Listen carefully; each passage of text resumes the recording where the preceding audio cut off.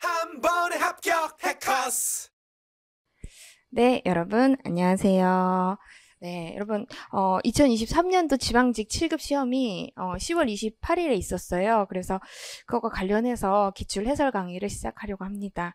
한번 문제를 풀어보시고 제 카페에도 문제가 올라와 있거든요. 한번 문제를 스스로 풀어보시고 애매한 거 있으면은 이제 정리하면서 이제 같이 따라오시면 되세요. 그래서 이제 해설을 시작해 볼게요. 그래서 1번 보시면은 옳지 않은 거. 이번에 이제 난이도 같은 경우는 강론에서, 원래 지방직은 강론에서 좀 많이 출제가 되죠. 그래서 강론에서 좀 많이 출제된 편이고요. 그리고 작년에 비해서는 뭐 그렇게 큰 난이도 변동은 없었던 것 같아요. 그래서 계속해서 이런 난이도로 앞으로도 출제가 될 것 같으니까 보면서 이제 정리하시면서 애매한 부분들 보충하면서 이제 한번 공부해 보도록 할게요. 그래서 1번 옳지 않은 거 1번 보시면은 의료법 등 관련 법령이 정신병원 등의 개설에 관하여 허가제로, 그리고 정신과 의원 개설에 관하여는 신고제로 각 규정하고 있는 것은 합리적 차별로서 평등 원칙에 반하지 않는다. 평등의 원칙은 상대적 평등을 얘기하죠. 그래서 합리적인 이유가 있는 차별은 허용이 돼요. 그래서 이것이 합리적인 이유가 있는 차별이냐. 그래서 병원하고 의원은 이 개설 요건과 관련해서 병동 수가 이제 차이가 있어요. 그리고 어떤 목적이라든지 그런 것들의 차이가 있기 때문에 우리 판례는요, 합리적인 차별이다 이렇게 봤어요. 그래서 병원 같은 경우는 병상 수가 30병상을 초과하는 경우, 그런 경우 이제 병원 개설 허가를 받아야 되고, 그 30병상 미만이면 이제 이렇게 의원 개설 신고로서 신고제로 이제 할 수가 있어요. 그래서 종합병원은 뭐 100병상 이상이면은 되고, 그렇게 이제 규율을 하고 있는 것은 합리적인 차별이다 이렇게 봤으니까 위헌은 아니니까 그렇게 정리를 하시고요. 그다음에 2번. 재량준칙이 공표된 것만으로 행정의 자유구속의 원칙이 적용될 수 없고, 재량준칙이 되풀이 시행되어 행정 관행이 성립한 경우 행정의 자유구속 원칙이 적용될 수 있다. 그죠? 재량준칙은 그 자체만으로는 행정규칙에 불과하고 여기에 관행이 성립이 있어야 우리 판례는 자유구속 원칙 적용을 긍정하고 있습니다. 그거 이제 좀 조심해서 정리를 해 두시고요. 항상 출제되는 부분이에요. 그래서 관행이 필요하냐, 그래서 선례, 필요설, 불효설 이제 견해 대립이 있지만 우리 통설 판례는 선례, 필요설이다. 그래서 요거 공표만으로는 안 되고 관행이 같이 있어야 된다. 그래서 이 관행을 매개로 해서 재량준칙이 간접적, 대리적 구속력을 갖게 되죠. 그거 체크하고 넘어가시면 되고요. 그다음에 3번. 상대방에게 귀책사유가 있어서 그 신뢰보호 가치가 인정되지 않는다면 신뢰보호 원칙이 적용되지 않는데, 이때 귀책사유의 유무는 상대방을 기준으로 판단하여 하고 상대방으로부터 신청행위를 위임받은 수임인 등 귀책사유 유무는 고려하지 않는다. 그래서 신뢰보호 원칙과 관련해서 귀책사유가 없어야 되죠. 그래서 보호가치 있는 신뢰가 있어야 되는데, 그와 관련해서 보호가치 있는 신뢰, 귀책사유 유무 판단은 누구를 기준으로 판단하냐, 처분의 상대방뿐만 아니라 그와 관련된 관계인까지 다 포함해서 판단을 하죠. 그래서 수임인도 역시 포함해서 수임인의 귀책이 있다 그러면 위임인의 귀책을 인정을 해서 위임인에 대한 어떤 인허가 등이 취소된 경우 그에 대해서 위임인이 신뢰보호 원칙 주장을 할 수가 없어요. 그래서 수임인의 귀책 사유까지 고려를 하죠. 고려하지 않는다 그러면 틀렸다. 그래서 답은 쉽게 구할 수 있었어요. 그래서 첫 번째 문제는 법의 일반 원칙 관련해 가지고 판례가 나왔죠. 신뢰보호 원칙. 그다음에 4번.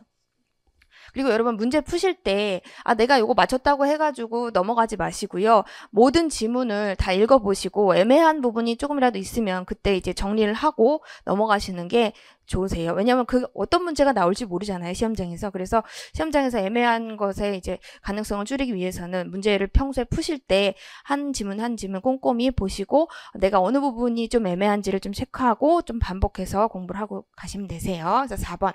음주운전으로 인한 운전면허 취소 처분에 재량권 일탈 남용 여부를 판단할 때 운전면허 취소로 입게 될 당사자의 불이익보다 음주운전으로 인한 교통사고를 방지해야 되는 일반 예방적 측면이 더 강조되어야 된다.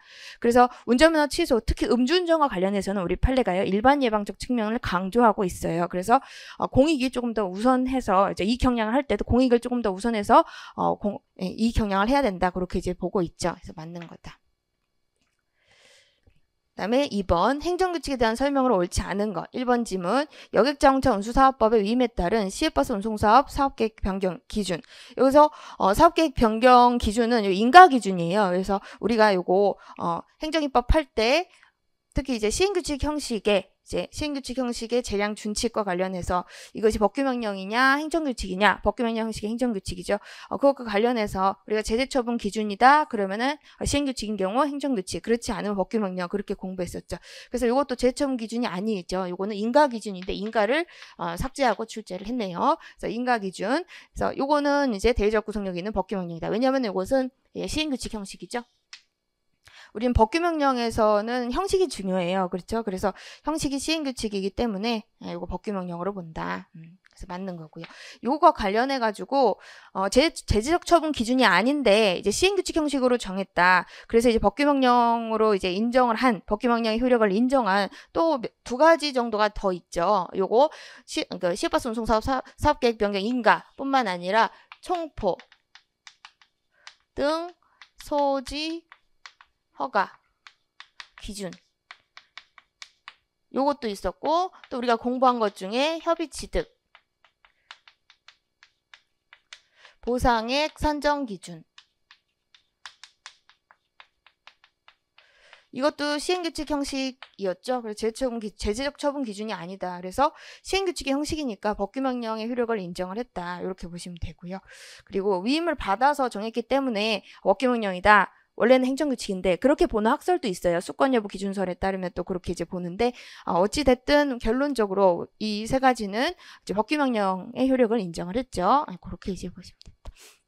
그다음에 2번 법령에 반하는 위법한 행정규칙은 무효이므로, 그렇죠? 상위법을 위반하면은 모든 행정작용은 이제 위법하죠. 그리고 이것은 이제 행정입법이기 때문에 공정력이 없어요. 그래서 위법하고 무효이고, 위법한 행정규칙을 위반한 거, 무효인 행정규칙을 위반한 것은 당연히 징계사유가 되지 않겠죠. 징계사유가 되지 않는다. 지켜야 될 의무가 없죠. 무효이기 때문에 무효인 행정규칙을 위반한 징계사유. 그러니까 이게 행정규칙이 무효다. 그러면요, 우리 판례가요 내부적 효력도 인정하지 않아요. 그래서 내부적 효력도 인정하지 않기 때문에 징계사유죠. 내부적 효력이 없기 때문에 그것을 위반했다 하더라도 당연히 징계사유가 되지 않겠죠. 그렇게 보십니다. 그다음에 3번 법률이 일정한 사항을 고시와 같은 행정규칙에 위임하는 것은, 그렇죠? 지금 법률이 행정규칙에 위임을 해요. 그런 것은 전문적 기술적 경미한 사항으로서 업무의 성질을 위임이 불가피한 사항이 한정된다. 그렇죠? 이것도 행정규제 기본법 4조 2항 단서에서 우리 법령보충규칙의 실정법상 근거를 인정하고 있다. 그래서 우리 판례가요 또 이거를 또 인정을 했어요. 그래서 행정규제 기본법 제4조 2항 단서 법령보충규칙을 규정을 하고 있는 거죠. 법률은 원래 입법사항을 정할 때 국민의 기본권과 관련이 있다. 그러면은 법률이나 법규명령에다 위임을 해야 되죠. 그렇지만 이제 행정규칙에다 위임을 했다. 이것은 이제 이렇게 전문적 기술적 경미한 사항으로서 불가피한 사항이어야 법령보충규칙으로서 예외적으로 상위법과 결합해서 대외적 효력이 발생한다. 그렇게 이제 보고 있죠. 그다음에 4번 행정각부의 장이 정하는 고시가, 원래 행정각부의 장은 시행규칙을 발할 수 있죠. 그렇지만 이 행정각부의 장이 고시로 법령의 고시로 이제 정했어요. 법령 위임을 받았다. 그러면 이것이 이 고시가 법령보충규칙이 될 수 있지만 항상 위임이 있으면 위임의 한계를 일탈하면 안 되죠. 법규성이 인정되기 위해서는. 그래서 이 고시가 법령의 근거를 뒀다. 위임을 받았다. 그리고 법령 위임을 벗어났다. 그러면 안 되죠. 그죠? 위임을 받았다면은 법령으로부터 위임을 받았다면 위임의 범위를 벗어났다. 그러면 당연히 그와 결합해서 대외적 효력이 발생할 수 없겠죠. 이런 경우에는 벗어났다. 이거 체크하시고 대외적 구속력이 인정되지 않는다. 이렇게 체크하고 넘어가시면 되죠.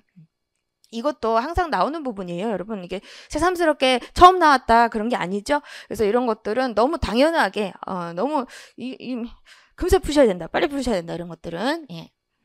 근데 이런 거에서 남들 다 맞추는 이런 문제에서 하나라도 이제 틀리면은 좀 타격이 있는 거죠. 그래서 이런 거 보시면서 미리미리 내가 좀 애매하다 그러면은 정리하고 넘어가시는 좀 습관을 들이시면 좋을 것 같아요. 그리고 이런 것들은 이제 비슷한 성질의 것을 같이 묶어서 공부를 하시면은 더 기억도 잘 나니까 그렇게 이제 모아서 정리를 해주시고 공부할 때, 그러니까 복습하실 때도 그렇게 이제 숙지를 해주시면 되겠습니다. 그다음에 3번 행정행위의 취소와 철회에 대한 설명 옳지 않은 거. 1번 행정청이 의료법인의 이사에 대한 이사취임 승인 취소 처분을 직권으로 취소했어요.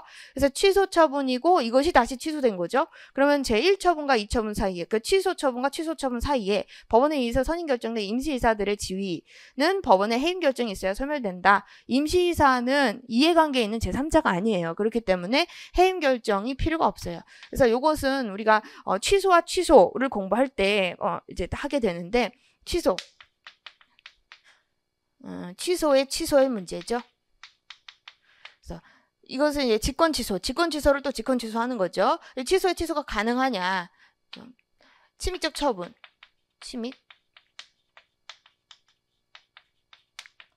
수익적 처분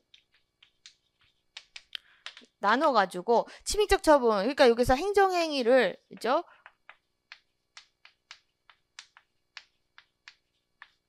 행정행위를 취소하고 또 취소하는 거잖아요. 이것을 원행정행위라고도 하는데 여기서 요 행정행위가 침입적 처분이다 그러면 취소의 취소를 부정하죠. 인정하지 않는다.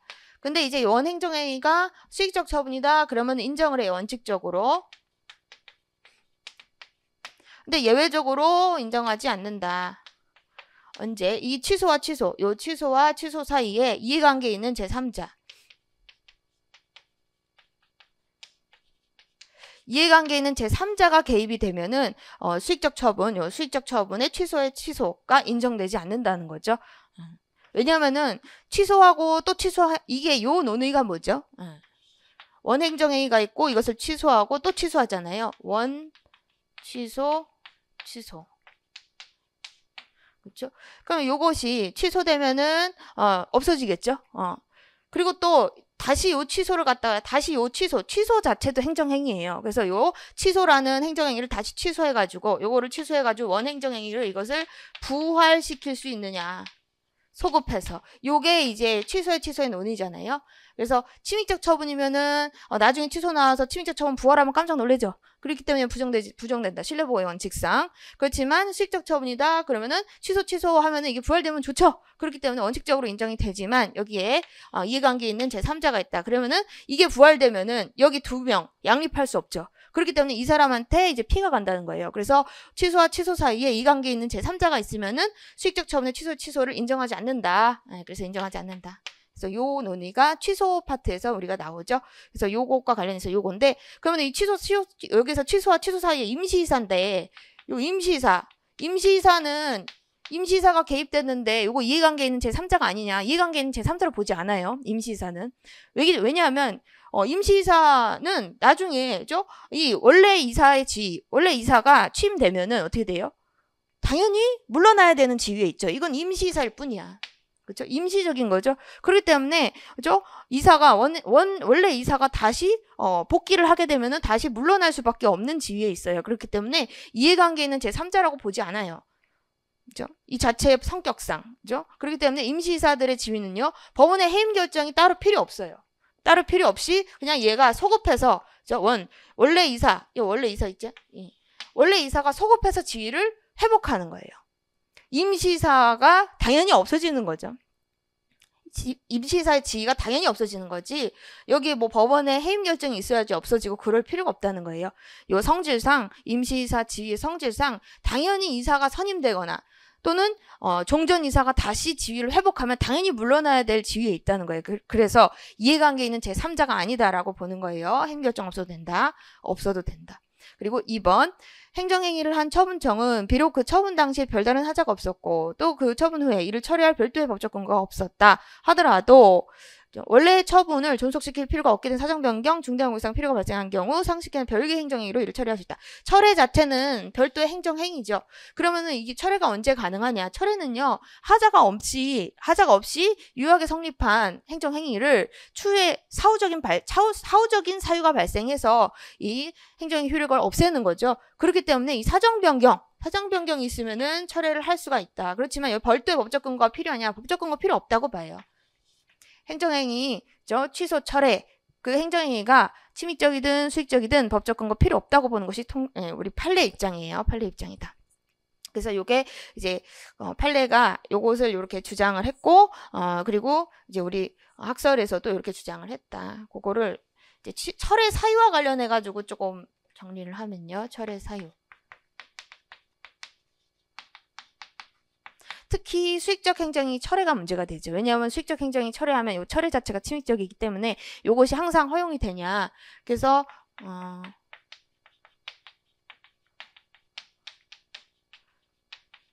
그렇죠.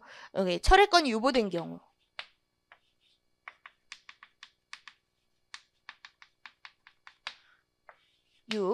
부담의 불이행. 법률 규정이 있다. 사정 변경. 중대한 공익상.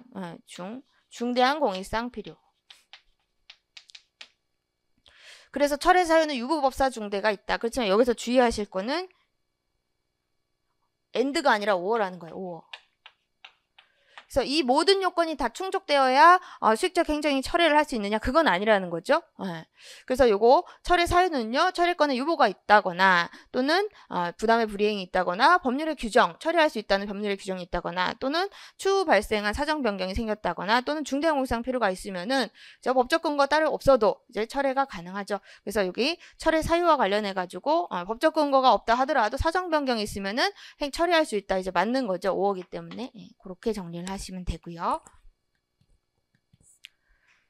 그 다음에 3번. 조세부가처분이 취소되면 그 조세부가처분은 확정적으로 효력이 상실된다. 그래서 나중에 취소처분이 취소돼서 조세부가처분의 효력이 회복되지 않는다. 그렇죠. 요거 취소 또 문제죠. 그래서 우리가 아까 여기에서 침입적 처분의 취소는 허용되지 않는다. 그래서 조세부가처분이 침입적 처분이죠. 그렇기 때문에 요거 취소하고 또 취소하는 것은 안 된다는 거예요. 그렇게 취소한다고 하더라도 원 행정행위 효력이 이렇게 부활되지 않는다는 거예요. 그래서 효력이 회복되지 않는다, 부활되지 않는다, 소생되지 않는다, 소생하지 않는다. 다 똑같은 표현이에요. 그래서 회복되지 않는다 해서 맞는 거다. 그래서 우리 판례는요. 조세부가처분 침입적이죠. 취소되면 확정적으로 효력이 상실된다고 봐요. 그래서 그것을 다시 취소한다고 하더라도 종전 불이익 처분, 침입적 처분인 조세부가처분의 효력이 회복되지 않는다라고 봅니다. 그다음에 같이 1번하고 3번하고 이럴 때는 같이 정리를 해 두시는 거예요. 그래야 나중에 기억도 오래 나고 오래 가고 그리고 나중에 또 이제 정리하실 때 편하세요. 4번. 행정청은 당사자의 신뢰를 보호할 가치가 있는 등 정당한 사유가 있는 경우에는 위법부당한 처분의 전부나 일부를 장래를 향하여 취소할 수 있다.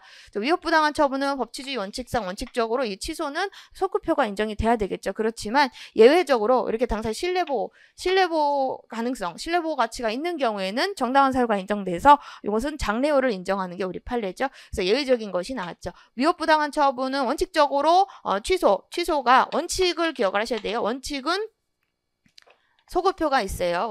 소급표가 있지만 예외적으로는 요 취소가 장래효가 인정이 된다. 언제? 이렇게 당사자의 신뢰를 보호할 가치가 있다. 그런 경우에는 장래를 향하여 취소할 수 있다. 그래서 요것은요, 여러분 그 행정기본법의 내용이기 때문에 행정기본법은 항상 출제가 되잖아요. 그래서 항상 꼭 정리를 해 두셔야 된다. 행정기본법 중요하죠. 꼭 조문이 통째로 이렇게 컨트롤 C, 컨트롤 V에서 나올 수가 있으니까 조문 항상 유념해서 보셔야 됩니다. 그다음에 4번 행정계약. 기억번. 행정청은 법령 등을 위반하지 않는 범위에서 행정목적 달성 위해서 필요한 경우 공법상 법률관계에 관한 계약을 체결할 수 있다. 그래서 공법상 계약과 관련해서 행정기본법이 또 나왔죠. 그래서 그거 행정기본법 내용을 또 숙지하라는 그거죠. 그래서 요거 행정기본법의 내용 여기서 법령을 위반하지 않는 범위에서 요 얘기는 법률 우위 원칙을 얘기하고 있고요. 그리고 필요한 경우에 그렇죠? 비례 원칙 그리고 계약을 체결할 수 있다. 그렇죠. 이렇게 일반 원칙, 일반적으로 공법상 계약이 가능하다라고 이제 보고 있어요. 그거 이제 맞는 지문으로 보시면 되고 그다음에 니은번 보시면은 또 행정기본법의 내용이 나오죠. 신속히 처리할 필요가 있거나 사안이 경미한 경우 말 또는 서면으로 공법상 계약을 체결할 수 있다. 이렇게 예외적인 규정을 둔 건 없어요. 우리 행정기본법에. 그래서 서면으로 해야 된다고 돼 있다. 그래서 그렇게 행정기본법에는 그런 내용이 없다는 얘기예요. 그래서 그 조문을 잘 확인을 해 두셔야 돼요. 그래서 원래 학설에서 얘기를 했던 것들과 그죠?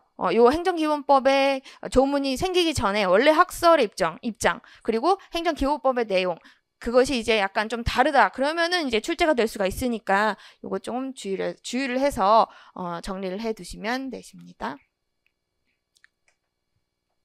그래서 행정기본법에 공상계약 규정이 있어요.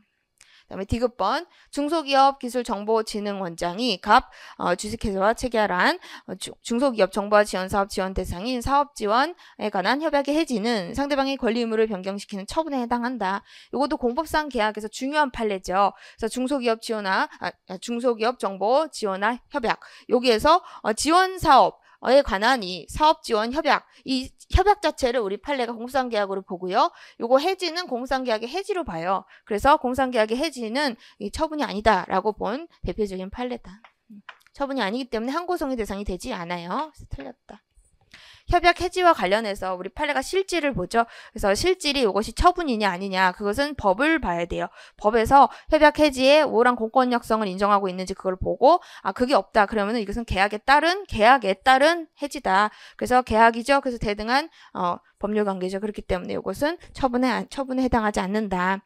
그래서 이것을 다투려면 어떻게 해야 되죠? 이건 처분이 아니기 때문에 요 해지 의사 표시 무효확인 소송을 당사소송으로 다투면 되겠죠. 그다음에 1번 국가계약법에 따라 국가가 당사자가 되는 이른바 공공계약. 요 국가가 당사자가 되는 공공계약은 항상 요거 조달이라는 것을 넣고선 이제 해석을 하면 되죠. 공공조달계약은 그에 관한 법령에 특별한 정함이 없는 한 사법상 계약에 해당한다. 그렇죠? 요거 주의하셔야 되죠. 요거 공법상 계약이다 그럼 틀린 거예요. 사법상 계약이다. 사법상 계약. 그래서 사법의 원리가 유추된다. 그게 우리 판례 입장이에요. 사적자치원칙. 그래서 이거 공공조달계약, 조달계약, 사법상 계약이다. 꼭 기억을 해두시고 국가가 당사자가 되든 지자체가 당사자가 되든 공기업이 당사자가 되든 공공계약, 사법상 계약이다. 그거 좀 주의를 하셔야 돼요. 요거하고 비교를 하셔야 될 것은 입찰 참가 자격 제한 그리고 입찰 보증금 국고기속 조치 같이 정리를 해두시면 되죠. 그래서 이제 책에 그 정리가 좀 돼 있죠. 그래서 그거 같이 정리를 해두시면 되세요. 입찰 참가 자격 제한 처분 그거 관련해서 우리 판례 입장이 어떤 것인지 그죠? 공기업이 한 것은 이것은 처분성이 어떻게 되는지 그런 것들 이제 각각의 판례들이 있죠. 그거 이제 정리를 해두시고 입찰 보증금 국고기속 조치 그것은 이제 사법상 계약에 기한 것이다. 그래서 그것도 이제 사법상의 법률관계라고 보죠. 그거 같이 정리하시고. 그다음에 5번 행정행위에 대한 설명으로 옳지 않은 것은 1번 개인택시 운송사업 양도양수가 있고 그에 대한 인가가 있은 후 여기서 양도양수에 대한 인가 이것은 인가 플러스 설권적 처분의 성격을 가지고 있죠. 그래서 인가가 있은 후에 그 양도양수 이전에 있었던 양도인에 대한 운송사업 면허 취소 사유 음주운전 운전면허 취소죠. 요것을 들어서 양수인의 운송사업 면허를 취소한 것은 위협하냐 아니죠. 이것도 역시 대물적 영업 양도의 법리가 똑같이 유추되기 때문에 우리 판례가 지위가 승계되면은 양도인의 기책사유까지 승계된다라고 봐서 양도인의 기책사유로 양수인에게 응분의 제조치를 취할 수 있다. 그게 우리 판례 입장이에요. 그래서 취소한 것은 위협하지 않다. 그거 요것도 이제 수업 시간에 제가 좀 강조해서 말씀을 드리는 부분이죠. 그래서 저희 책에도 상당 부분 할애가 되어 있고요. 그래서 요 부분 항상 대물적 영업 양도와 관련한 그 법리가 어떨 때 이제 유추되고 그리고 이제 유추되지 않는지 그런 것들 이제 정리를 해두시면 되세요. 그다음에 2번 공무원 임용을 위한 면접 전형에서 임용 신청자의 능력이나 적격성 등에 관한 판단은 면접위원회 고도의 교양, 학식, 경험에 기초한 자율적 판단에 의존하는 것이다. 그래서 면접위원회 자유재량에 속한다. 면접 전형에서 면접위원에게는 상당한 재량의 여지가 있죠. 그래서 이것은 우리가 학설에서는 판단 여지라고 하지만 우리 판례는 판단 여지를 인정하지 않기 때문에 모든 것을 다 재량의 영역으로 푼다. 그래서 재량의 일탈 남용이 없다. 그러면 이것은 위협하다고 할 수 없다. 그래서 맞는 거죠. 맞는 거다. 그다음에 3번 가축분뇨의 관리 및 이용에 관한 법률에 따른 가축분뇨 처리 방법 변경 허가. 그래서 이거 분뇨를 어떻게 처리하는지 이거 관련해서 법을 봐야 돼요. 우리가 재량행위인지 기속행위인지는. 그래서 법에서는 이제 요게 기속행위로 규정돼 있지 않다는 거예요. 그리고 여기 환경보전, 그죠? 자연환경보전 국토유지와 관련이 있다. 그렇기 때문에 이건 재량행위로 봐요. 재량행위로 본다. 그다음에 4번 처분의 근거법령이 처분의 요건과 효과 판단에 일정한 재량을 부여하였는데 행정청이 재량이 없다고 오인해서 전혀 비교 형량하지 않은 채 처분했다. 이것은 재량권 불행사로서 재량권 일탈 남용에 해당한다. 그래서 재량의 일탈 남용, 즉 재량의 하자의 유형을 우리가 공부를 했어요. 그래서 목사행불 해가지고 우리가 공부를 했는데 그 중에서 재량의 불행사, 불충분행사, 재량의 불행사는 그 자체로 위협하다라고 봐서 우리 판례가 재량의 일탈 남용에 해당한다고 보죠. 그래서 재량권이 없다고 오인했다, 전혀 비교 형량하지 않았다. 이것 이것도 위협한 거죠. 그래서 요거 같은 판례, 같은 법리의 판례들도 여러 봤어요. 과징금과 관련해서 그것도 같이 정리를 해두시면 되고요. 그리고 과징금 최고 한도액 넘어갔다. 우리 판례는 과징금이 재량이기 때문에 최고 한도액을 초과한 부분만 일부 취소하는 게 아니라 전부 취소해야 된다. 그 판례도 같이 정리를 해두시면 되세요. 그다음에 6번 행정 절차. 옳지 않은 것 1번 공무원 연금법상 퇴직연금의 환수 결정 요거 조심하셔야 되죠. 퇴직연금 환수 결정 당사자에게 의무를 가하는 처분이다. 그래서 환수 의무를 지우잖아. 이행하지 않으면은 강제집행도 가능하고요. 그래서 의무로 가하는 처분이긴 하지만 퇴직연금 환수 결정이 앞서서 여기서 포인트는 앞서서 의견 진술의 기회를 줘야 되냐 사전 통지해주고 의견 진술의 기회 즉 청문의 기회를 줘야 되냐 이게 문제인데 안 줘도 된다. 그렇죠? 주지 않아도 행정절차법에 어긋나지 않는다. 맞는 거다. 왜냐하면 요 환수결정, 퇴직연금 환수결정의 요 특징 때문에 그래요. 특징 때문에. 왜 그럴까요? 이거 침입적 처분인데 왜 이제 행정절차법상 사전통지 의견 청취 안 하냐. 예외적으로 법령상 확정된 의무의 불이행. 법령상. 요것은 법령의 환수금액이 확정적으로 기재가 돼 있다는 거예요. 그렇기 때문에 행정청에게 별도의 어떤 재량의 여지가 없어요. 그래서 이것은 법령에서 확정된 의무다. 환수해야 될 의무는 법령에서 확정된 의무다. 그렇기 때문에 반드시 환수를 해야 되는 것이지 행정청에게 어떤 뭐 재량의 여지 그런 것들이 없다는 거예요. 그래서 법령에서 환수 금액이 확정적으로 기재되어 있기 때문에 확정적인 의무예요. 확정적인 의무. 환수해야 될 의무는 확정적인. 그래서 따로 청문회 기회를 줄 필요가 없다는 거예요. 줄 필요가 없다. 그래서 이것은 의견 진술의 기회를 주지 않아도 행정절차법에 어긋나지 않는다. 그렇게 이제 보시면 됩니다.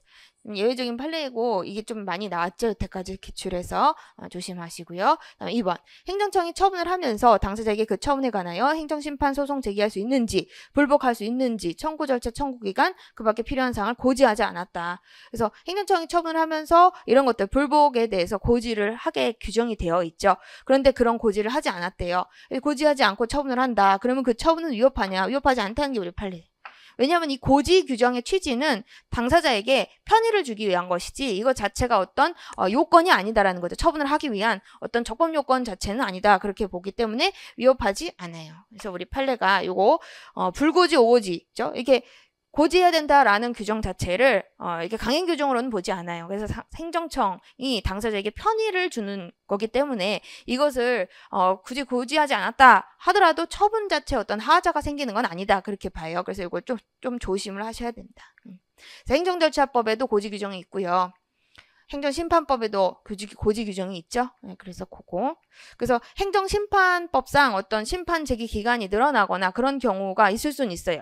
행정심판 고지하지 않았다 그러면은 불고지다 그러면은 180일 그렇죠? 180일 이내에 제기할 수 있게 되고 처분의 존재를 알았다 하더라도 그리고 오고지했다 그러면은 90일보다 긴 기간으로 오고지했다 그러면은 그 긴 기간 내에 행정심판 제기할 수 있고요. 그리고 짧은 기간 90일보다 짧은 기간으로 고지했다 그러면 90일 이내에 이제 행정심판 제기할 수 있죠. 그래서 행정심판 제기 기간과 관련해서 문제가 되긴 하지만 이 처분 자체 그렇죠? 처분 자체 효력에는 영향이 없다. 그렇게 봐요. 그 다음에 3번. 행정청이 미리 공표한 처분의 처리 기간을 지나서 처분을 하였다. 그러면 이를 처분을 취소할 절차상 하자로 볼 수 있느냐. 그래서 요거 최신 판례니까 좀 정리를 해 두셔야 되죠. 미리 공표한 처분의 처리 기간. 그죠? 요 처리 기간 공표에 관한 규정을 우리 판례가 또 뭐로 보죠?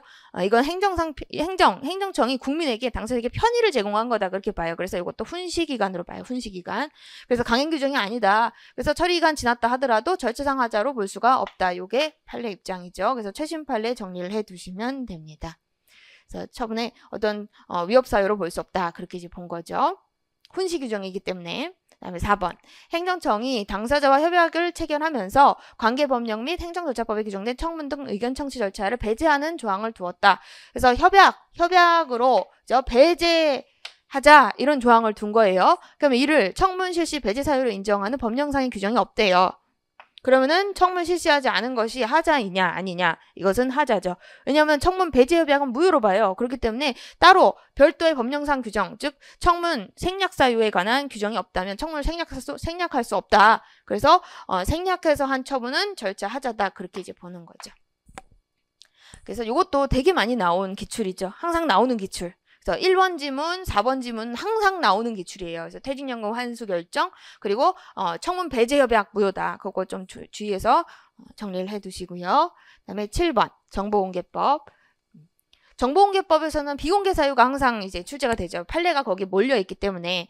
그리고 이제 법조문도 이제 불법과 관련된 법조문이 출제가 주로 되고 있고요. 자, 1번 도시공원위원회 회의 관련 자료 그리고 회의록은 시장 등의 결정에 대외적 공표 행위가 있은 후에는 이를 의사결정 과정, 내부 검토 과정에 있는 사항이라고 할 수 없고, 그쵸? 공표 행위가 있었어요. 이미 처분이 있었다는 거죠. 그리고 나서 이 처분과 관련된 심의사항, 그것과 관련된 위원회 어떤 회의록이 비공개 사항이냐, 그게 문제가 됐던 거죠. 그래서 공표가 있은 후, 이게 포인트죠. 그러면 이것은 더 이상 이 심의, 이 회의록과 관련된 이 심의 사항들, 그런 것들은 더 이상 이제 비공개 사유가 아니라는 거예요. 이미 공표가 있었기 때문에. 그러면 이 위원회 회의 관련 자료 회의록을 공개하더라도 업무의 공정한 수행에 지장을 초래할 염려가 없다. 그래서 공개 대상이 된다. 그래서 맞는 거다. 그래서 이것도 구조1항 5호와 관련해서 비공개 사유 이제 판례가 있는 거예요. 그래서 판례를 좀 주의해서 보셔야 되는 거죠. 그래서 이게 만약에 전이다, 공표 행위 전이다, 그러면은 이것은 비공개 사유예요. 그죠? 회의록. 그런데 공표행위 후다, 그러면 이 회의록은 더 이상 비공개 사유가 아니다, 그렇게 보는 거죠. 그래서 회의록과 관련해 가지고 비공개 사항이 문제가 된 사안이죠. 공표 전, 이것은 비공개. 그죠? 공표 전. 제가 이런 것도 다 이제 간단 함께 정리하기 부분에 다 정리를 해놨거든요. 그거 참고해서 보시면 된다.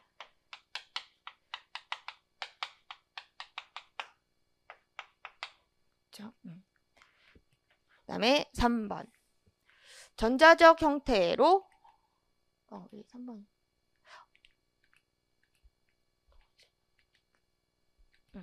전자적 형태로 보유 관리되는 정보의 경우에 그 정보가 청구인이 구하는 대로 되지 않더라도 공개 청구를 받은 공공기관이 공개 청구 대상 정보의 기초 자료를 검색해서 청구인이 구하는 대로 편집할 수 있고, 그 작업이 업무 수행에 별다른 지장을 초래하지 않는다. 그러면은 공개 청구 대상 정보를 보유 관리하고 있는 것으로 볼 수 있다. 지문은 길어도 전자적 형태로 보유 관리하고 있는 정보도 역시 공개 대상이 된다. 원칙적으로 그 판례예요. 그래서 청구인이 구하는 대로 편집할 수 있다. 그래서 검색 편집이 가능해요. 그리고 이것이 업무 수행에 별다른 지장이 없어요. 그렇다면은 이것은 행정청이 갖고 있는 정보다. 그렇기 때문에 공개해야 된다라는 게 우리 조문의 내용이죠. 그래서 조문은 정보공개법은 공개하자는 취지의 조문이잖아요. 그렇기 때문에 이것도 역시 그런 조문 상에 이제 규정이 돼 있죠. 그래서 그거 이제 참고를 해 주시고요. 그다음에 정보공개법에서 공개 대상의 예외로 규정하고 있는 다른 법률 또는 법률에서 위반 명령. 그래서 비공개 사유 1호를 얘기하는 거죠. 법률 또는 법률에서 위반 명령에 이제 비공개 사유로 규정된 경우, 여기에서 법률에서 위임한 명령은 정보 공개에 관하여 법률의 구체적인 위임 아래 지정된 법규 명령을 의미한다. 그렇죠? 이제 정보 공개와 관련된 위임 명령을 얘기하는 거죠. 그래서 위임한 명령. 그런데 여기서 좀 주의를 하셔야 될 게, 여기 위임 명령이라 하더라도 6가지로 한정이 되는 거예요. 그래서 국회 규칙, 대법원 규칙, 헌재 규칙, 중선위 규칙, 대통령령, 조례 이렇게 한정을 한다. 좀 주의를 하시고, 그리고 위임 명령. 위임명령은 당연히 상위법으로부터 구체적으로 위임을 받아서 제정되는 거죠. 그래서 그거 이제 2가지 좀 정리를 하시면 되죠. 요거. 그래서 여기서는 이제 뭐 이런 거 안 된다는 거죠. 총리령, 부령, 행정규칙 뭐 이런 것은 여기에 포함되지 않아요. 포함되지 않는다. 그래서 6가지로 한정이 된다. 요거 좀 정리를 하고 넘어가시면 된다. 번호가 조금 그런데 이제 정보공개 청구인이 정보공개와 관련한 공공기관의 비공개 결정, 부분공개 결정에 대하여 불복하는 경우 정보공개법상 이의신청 절차를 거친 후에야 비로소 행정심판을 청구할 수 있다. 그래서 불복과 관련해서 이의신청이 이것이 필요적 전치냐? 아니죠. 이것은 임의적 절차예요. 그래서 이의신청 안 거치고 행정심판 청구할 수도 있어요. 그래서 거친 후에야 틀렸죠. 이의신청 안 거치고 행정심판 제기할 수 있고요. 이의신청 안 거치고 소송 제기할 수도 있어요. 그리고 또 이의신청 다 거치고 행정심판 소송 제기해도 상관없고요. 그리고 이 행정심판 자체도 임의적 절차죠. 그거. 그리고 부분공개에 대해서도 불복이 가능해요. 부분공개. 자, 8번. 옳지 않은 것은 과태료와 관련된 조문들이죠. 1번 지문. 행정청의 과태료 처분이 확정된 후에 법률이 변경되어 그 행위가 질서위반 행위에 해당하지 아니하게 된 때에는 변경된 법률에 특별한 규정이 없는 한 과태료의 징수를 면제한다. 그래서 이게 법이 바뀌었는데 어떻게 바뀌었냐면 질서위반 행위에 해당하지 않게 된 거예요. 그러면 더 이상 어떻게 할까요? 과태료를 부과할 수가 없는 거죠. 근데 지금 일단 과태료 부과 처분이 확정됐기 때문에 그 후에 징수가 면제되는 거죠. 여기서 좀 주의를 하셔야 될 것은 조문에 법률이 어떻게 변경됐다? 더 이상 질서위반 행위에 해당하지 않게 변경이 됐다는 거예요. 그러니까 과태료가 가볍게 변경됐다 그러면 안 되는 거죠. 왜냐하면 뒤에 징수를 면제한다고 돼 있잖아. 징수 집행을 면제하기 위해서는 아예 질서위반 행위에 해당하지 않아야 되는 것이지 과태료가 가볍게 된다고 면제되는 건 아니에요. 그래서 여기에 질서위반 행위에 해당하지 않거나 과태료가 가볍게 변경된 때에는 과태료의 징수를 면제한다. 그러면 틀리는 거다. 그래서 여기에 혹시나 가볍게 변경됐다 그런 말이 나오면은 그 지문을 틀린 지문으로 하셔야 돼요. 그다음에 2번. 심신장애로 인하여 행위의 옳고 그름을 판단할 능력이 없거나 그 판단에 따른 행위를 할 능력이 없는 자. 그래서 심신상실자예요. 심신상실자의 질서위반 행위는 과태료를 부과하지 않는다. 해서 여기서 면제되는 거죠. 그리고 요것도 이제 그 이하 지문에, 요 아래 지문에 심신미약과 관련해서도 과태료를 감경한다. 그런 조문도 있고요. 그리고 그 아래 조문에도 스스로 심신장애 상태를 일으켰다, 유발했다. 그런 경우에는 1, 2항을 적용하지 않는다. 그 조문도 출제가 됐으니까 그것도 같이 참고해서 정리를 해두시면 되세요. 스스로 이제 심신장애 사유를 유발하는 사람에게 면제나 감경에 유익을 줄 필요는 없겠죠. 그래서 그것도 같이 정리하시고요. 그다음에 3번. 행정청은 질서위반 행위가 종료된 날, 다수인이 질서위반 행위 가담하면 최종행위가 종료된 날, 그러니까 행위가 종료된 날로부터 5년이 경과한 경우에는 질서위반 행위에 대하여 과태료를 부과할 수 없다. 그래서 부과의 제척기간을 물어보고 있고요. 부과의 제척기간은 이제 5년이죠. 근데 여기서 출제가 또 되는 것은 이제 기산점이 출제가 되죠. 그래서 행위가 종료된 날. 그래서 과태료와 관련해서는 제척기간도 있고 소멸시효도 있어요. 그래서 두 가지를 구분해서 알아두셔야 되고 기간은 똑같이 5년이에요. 둘 다 기간은 5년이다. 그렇지만 기산점에서 좀 차이가 있죠. 과태료의 소멸시효는 우리가 이거 과태료 요거죠. 과태료 부과 처분이 있거나 또는 법원의 과태료 재판이 있고 그 후로부터 5년이 지나면은 과태료의 징수 집행을 면제하는 거죠. 그래서 과태료의 시효하고 과태료의 제척기간하고 그걸 구분을 해 두셔야 됩니다. 기산점과 관련해서. 4번. 행정청의 과태료 부과에 불복하는 당사자는 과태료 부과 통지를 받은 날부터 90일 이내에 관할 법원에 취소 소송을 제기할 수 있다. 그래서 과태료는요. 과태료 부과에 불복하잖아요. 그러면요. 이거 취소 소송 제기 가능할까요? 취소 소송 제기 못해요. 왜냐하면 이것은 처분성이 없거든요. 그래서 우리가 이게 행정처분이 아니다. 왜냐하면 특별한 불복 절차가 있기 때문에. 특별한 불복 절차가 있으면은 글로 가야 되죠. 그래서 항고소송이 안 되죠. 이것은 어떻게 불복할까요? 60일 이내. 이의제기하고요. 이의제기. 이게 서면으로 이의제기하고 이의제기를 하게 되면 행정청이 법원에 14일 이내에 통보를 하죠. 통보를 하면은 법원에서 과태료 재판을 해요. 과태료 재판은 이건 소송이 아니라 비송이고요. 직권주의가 적용되죠. 그래서 과태료 재판을 하게 되면 요거에 대해서 즉시 항고할 수 있어요. 즉시 항고에는 집행정지 효력이 있고요. 집행이 정지된다. 이게 즉시항고는 뭐 당사자든 검사든 다 이제 즉시항고를 할 수 있고 검사의 즉시항고에도 집행정지 효력이 있다. 네. 그 조문의 내용이니까 그렇게 좀 정리를 하시고요. 그래서 여기서 취소송은 아니라는 거죠. 이것은 비송이다. 비송사건절차법 준용 규정에 따라서 과태료 재판을 하게 되고요. 그래서 이거 취소송의 대상이 아니에요. 이렇게 특별한 불복 절차가 있기 때문에 연로 가는 것이지 처분성이 없다. 이게 우리 판례 입장이잖아요. 그래서 취소송이 아니다. 취소송이 아니다. 취소송.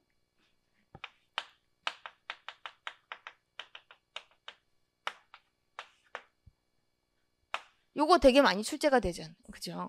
과태료 부과 처분에 대해서 취소송을 제기할 수 있다. 막 이러면 틀린 거다. 그리고 과징금은 가능하죠. 과징금은 그 자체가 급부 하명으로 봐서 처분성을 인정하지만 과태료는 안 돼요. 특별한 불복 절차가 있으면 글로 가야 된다. 좀 그렇게 조금 목적론적으로 좀 한목적으로 좀 해석을 하고 있고요. 그다음에 9번 행정상 강제집행 옳은 것 기억번. 우리가 행정상 강제집행은 우리가 행정강제 중에 하나죠. 행정강제 장래 의무 이행을 확보하기 위한 수단이죠.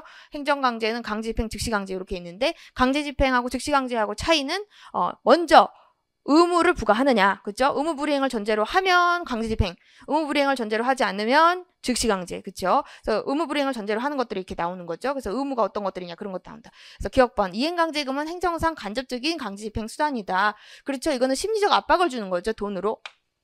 이행을 해라. 안 그러면은 이행을 강제하기 위해서 내가 돈을 부과한다. 돈을 부과한다. 그래서 이것은 심리적 압박을 준다. 심리적 압박. 돈으로.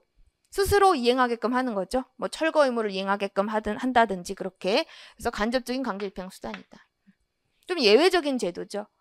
원래는 이제 이런 강제집행은 직접적 수단인데 예외적으로 이렇게 이행강제금은 간접적 수단이에요. 그래서 예외적인 게 이렇게 나옵니다. 그다음에 니은번 행정청은 의무자가 행정상 의무를 이행할 때까지 이행강제금을 반복하여 부과할 수 없다. 부과할 수 있어요. 이것도 역시 행정기본법의 내용이에요. 그래서 그거 행정기본법 정리를 해두시고요. 요것과 관련해서 판례도 있잖아요. 판례. 그래서 반복 부과가 가능하다. 건축법과 관련해서. 왜냐하면은 이행강제금 자체가 형벌이 아니에요. 그래서 이중처벌이 아니고요. 일사부질의 원칙에 반하지 않는다. 그렇게 보고 행정기본법에도 그와 관련된 조문이 들어온 거죠. 반복 부과가 가능하다. 그 다음에 디귿번 토지 건물의 명도 의무는 대체적 자기 의무가 아니므로 대집행의 대상이 아니다. 대집행의 대상은 대체적 자기 의무 불이행이어야 되죠. 그런데 이제 토지 건물의 명도 인도 의무, 이 명도 인도 의무 이것은 퇴거를 전제로 하는 거예요. 퇴거 나가라.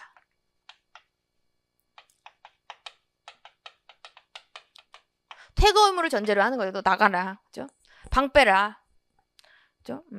그런 이 퇴거 의무 자체는요. 이건 비대체적 의무죠. 누가 대신 내가 나가줄게 할 수 없잖아. 그렇기 때문에 이것은 비대체적 자기 의무다. 그래서 대체적 자기 의무가 아니죠. 그래서 대집행의 대상이 아니고 이것은 직접 강제의 대상이다. 직접 강제.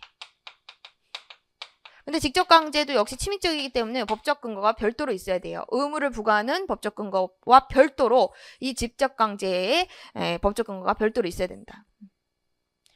그 다음에 리을번 부작위 의무도 대체적 자기 의무로 전환하는 규정을 두고 있는 경우 대체적 자기 의무로 전환한 후에 대집행의 대상이 될 수 있다.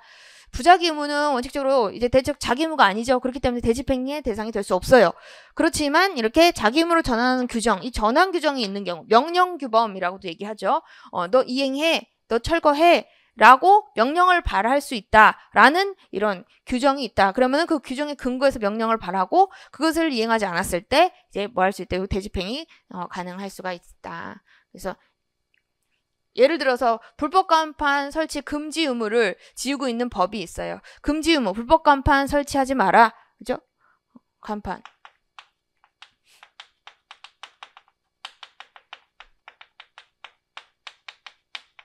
이 금지 의무를 지우고 있는 법이 있다. 이 금지 의무를 지우고 있는 법으로부터 철거 의무를 도출해낼 수 있느냐. 철거 의무. 이것은 부작위 의무죠. 철거 의무는 자기 의무죠. 금지 규정으로부터 철거 규정이 당연히 노출되는 건 아니에요. 그래서 이것은요. 당연히 노출되는 건 아니다라는 게 우리 판례고요. 그럼 뭐가 있어야 되냐? 요거는 전환규범이 있어야 된다. 전환규범이 뭐냐? 명령규범이죠. 철거를 명할 수 있는 명령규범이 있어야 이렇게 전환이 된다는 거예요. 명령규범이 있고 이 명령규범에 근거해서 명령을 했을 때 상대방한테 뭐가 생겨요? 의무가 생기잖아. 그럼 그 의무를 불이행했을 때 뭐 할 수 있다? 대집행할 수 있다. 그 얘기다.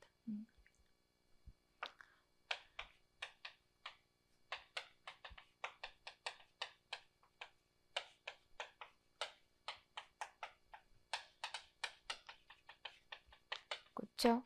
이렇게.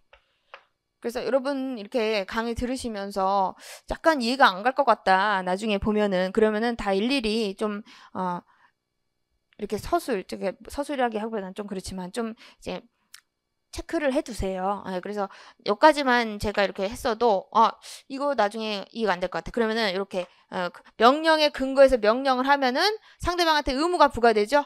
의무가 부과되죠. 그러면 그 의무를 불이행했을 때 대집행이 가능하다. 요 명령이 뭐예요? 무슨 명령이죠? 자기 명령이지. 요게 자기 명령. 행위를 하라는 거죠. 행위를 하라. 그러면 요 의무는 뭐예요? 자기 의무겠지. 그러면 요 대체적 자기 의무를 불이행했을 때 대집행이 가능하겠죠? 그렇게 이제 보시면 돼요. 그래서 부작위 의무로부터 자기 의무가 당연히 노출되는 건 아니고요. 이게 치명적이기 때문에 어떻게 돼? 별도로 전환규범이 있어야 되고 이 자기를 명령하는 전환규범이 있어야 되고 이거에 근거해서 자기를 명하면은 상대방한테 의무가 부과되겠죠. 명령은 의무니까. 그죠? 의무가 부과되면은 요 자기 의무를 이행하지 않았을 때 뭘 할 수 있다? 불이행했을 때 대집행을 할 수 있다. 그렇게 이제 보시면 되죠. 그래서 요것도 되게 많이 나와요. 항상 나온다. 항상 대집행에서. 그래서 요거 잘 정리를 해 두셔야 된다. 전환 규정이 있다. 그러면은 전환한 후 대집행 대상이 될 수 있겠죠. 그 불이행이 있으면. 그다음에 10번 선결 문제. 옳지 않은 것. 1번 지문. 개고 처분이 위법한 경우 대집행이 완료되면 그 처분의 취소를 구할 소해익은 없다. 그쵸? 개고 처분 그죠? 없어졌잖아 지금. 대집행이 완료되면은 더 이상은 이거를 따질 필요가 없어요. 대집행 자체를 다투면 되지. 그죠? 그래서 이걸 앞에 개고 처분을 다툴 소해익은 없다 하더라도 미리 그 개고 처분에 취소 판결이 있어야만 그 개고 처분의 위법임을 이유로 한 손해배상을 청구할 수 있는 것은 아니다. 손해배상 청구하고 있어요. 손해배상 청구는요. 처분이 위법하기만 하면 돼요. 그렇기 때문에 이게 굳이 취소가 될 필요가 없다는 거예요. 그렇기 때문에 이 취소를 구할 소해이익이 없다. 그래도 괜찮아. 취소 판결이 있어야만 손해배상 청구할 수 있는 건 아니거든요. 그래서 이제 맞는 질문입니다. 국가배상 청구는요. 처분이 위법하기만 하면 돼요. 처분이 위법하기만 하면 된다. 그래서 처분이 위법하고 그게 취소가 될 필요는 없어. 취소가 될 필요는 없다. 그리고 2번 민사소송에서 어느 처분의 당연무효 여부가 선결 문제로 되는 경우 행정소송 등의 절차에 의하여 그 취소나 무효 확인을 받아야 된다. 여기서 이제 민사법원이에요. 민사법원에서 처분의 무효 여부가 선결적으로 판단이 되어야 되는 사건이 들어왔어. 그러면은 그거에 대해서 민사법원이 이거는 하자가 중대 명백해서 무효인데 이거 민사법원이 이거 무효임을 전제로 민사 판결을 할 수 있느냐? 할 수 있다. 왜냐하면 무효라는 것은 누구나 다 판단이 가능해요. 하자가 중대 명백하기 때문에 이것이 굳이 취소가 될 필요가 없다는 거예요. 사실은. 그래서 무효 선언만 되면 되기 때문에 민사법원에서는 무효임을 전제로 민사 판결을 할 수가 있어요. 그래서 굳이 이 처분을 취소할 필요가 없다는 거야. 행정소송 절차에 의해서 취소나 무효 확인 이걸 받을 필요가 없어요. 무효 여부가 선결 문제. 무효임을 전제로 판단하면 돼요. 무효임을 전제로. 무효는 누구나 이제 판단할 수가 있다. 법원 다 판단할 수 있다. 하자가 중대 명백하기 때문에 이것은 시정을 해야 될 필요성도 크죠. 그렇기 때문에 무효임을 전제로 빨리 구제를 해줘야지. 그렇기 때문에 이것은 민사 판결을 할 수가 있어요. 여기서 이제 행정소송 등의 절차에서 취소나 무효 확인이라는 것은 이 처분 자체를 취소해야 된다는 얘기거든. 근데 굳이 그럴 필요가 없어. 민사법원도 이제 판단이 가능하다. 그렇게 보시고요. 그 다음에 3번. 과세처분의 하자가 단지 취소 사유에 불과하나. 이럴 때 지금 끝을 봐야 돼요. 부당이득. 부당이득 반환 소송을 제기한다. 부당이득. 그렇죠? 그런 경우에는 이것은 부당이득이 되기 위해서는 뭐가 선결 문제죠? 처분의 효력 유무가 선결 문제야. 그렇기 때문에 이게 무효여야 돼요. 만약에 이것이 취소 사유다. 처분이 취소 사유다. 그러면은 처분이 취소돼야 되거든. 그런 경우에는 이렇게 과세관청이 이를 스스로 취소하거나 항고쟁송에 의해서 쟁송 취소 되지 않는 한 부당이득이 된다고 할 수 없다. 여기 맞다. 그래서 요거 우리 선결 문제에서 두 개로 나누죠. 처분의 효력 여부가 선결 문제인 경우, 처분의 위법 여부가 선결 문제인 경우. 이거 1번은 처분의 이 손해배상, 국가배상은 처분의 위법 여부가 선결 문제인 경우예요. 요것은 민사법원, 형사법원 다 판단할 수 있어. 민사법원, 형사법원 다 처분의 위법 여부 판단할 수 있어요. 그런데 이 두 가지는요. 처분의 효력 유무가 선결 문제인 경우죠. 이런 경우는 두 가지로 또 나눠요. 그 처분이 무효인 경우 또는 그 처분이 취소 사유인 경우. 무효인 경우는 다 판단이 가능해. 그런데 취소 사유면은 그것은 민사법원, 형사법원이 취소를 할 수가 없어요. 민사법원, 형사법원은 처분을 취소할 권한이 없거든요. 처분을 취소할 권한은 처분청, 감독청, 행정심판위원회, 항고소송 재판부만 취소할 수 있어요. 그렇기 때문에 민형사법원은 처분을 취소할 권한이 없기 때문에 처분을 취소하지 못해. 취소를 못하니까 부당이득 소송 제기하면 이것은 무효여야 되잖아. 취소를 못하니까 유효하지. 그러니까 어떻게 돼요? 기각 나오는 거죠. 기각. 그렇죠? 그거. 그래서 우리가 이제 선결 문제에서 우리가 공부를 하죠. 선결. 선결 문제라는 것은 민형사법원이 선결적으로 처분을 갖다가 판단할 수 있느냐, 처분이 위법한지, 그죠? 그리고 또 무효인지, 그죠? 취소 사유라면 취소할 수 있는지, 그것이 이제 문제가 되는 거죠.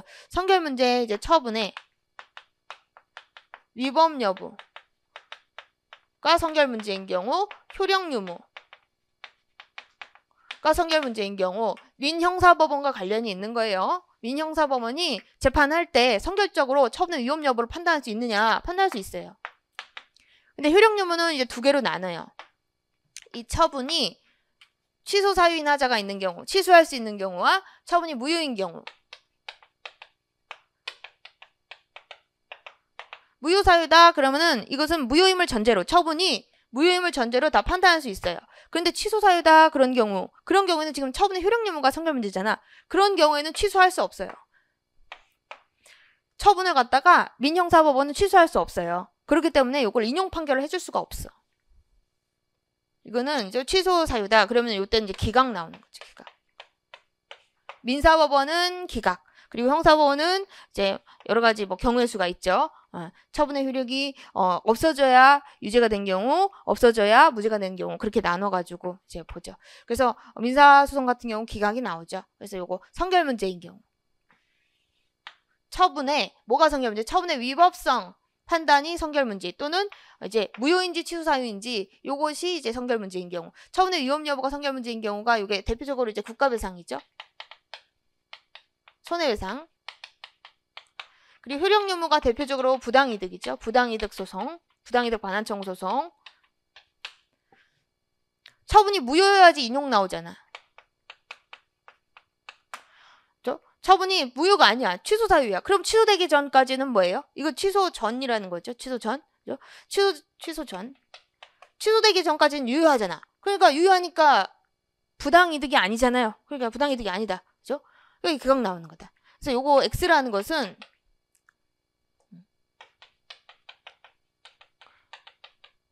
민형사법원이 처분을 취소하고 인용 판결을, 또는 뭐 형사법원은 뭐 유무죄 판결 그런 것들, 그래서 인용 판결을 해줄 수가 없다는 거예요. 그래서 민형사법원이 처분을 취소하고 인용 판결 또는 유무죄 판결을 할 수가 없다.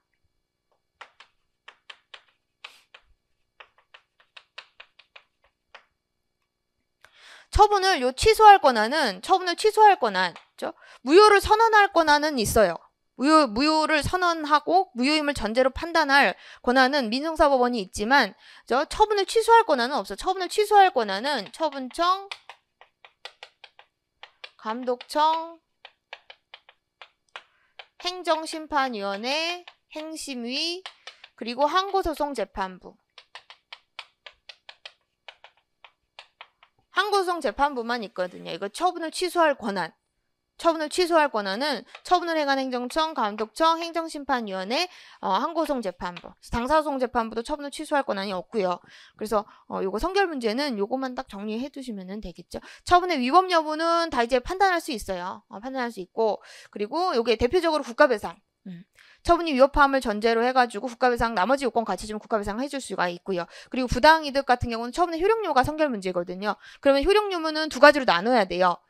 무효사유인 경우, 처분에 무효사유인 하자가 존재하는 경우, 처분에 취소사유인 하자가 존재하는 경우. 처분에 무효사유인 하자가 존재하면은 무효임을 전제로 민사판결, 인용판결 해줄 수가 있어요. 부당이득.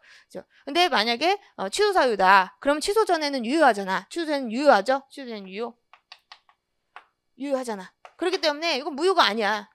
그 기각 판결 나오는 거고. 그리고 이걸 갖다가 민형사법원, 대부분 민사법원이 많이 나오니까 민사법원이 처분을 취소하고 인용 판결을 할 수 있느냐, 부당이득, 그건 안 된다는 거야. 왜냐하면 처분을 취소할 권한, 취소 권한은 이 처분청, 감독청, 행정심판위원회, 항고소송재판부만 있기 때문에 민사법원, 형사법원은 처분을 취소할 권한이 없거든요. 그래서 그렇게 보시면 됩니다.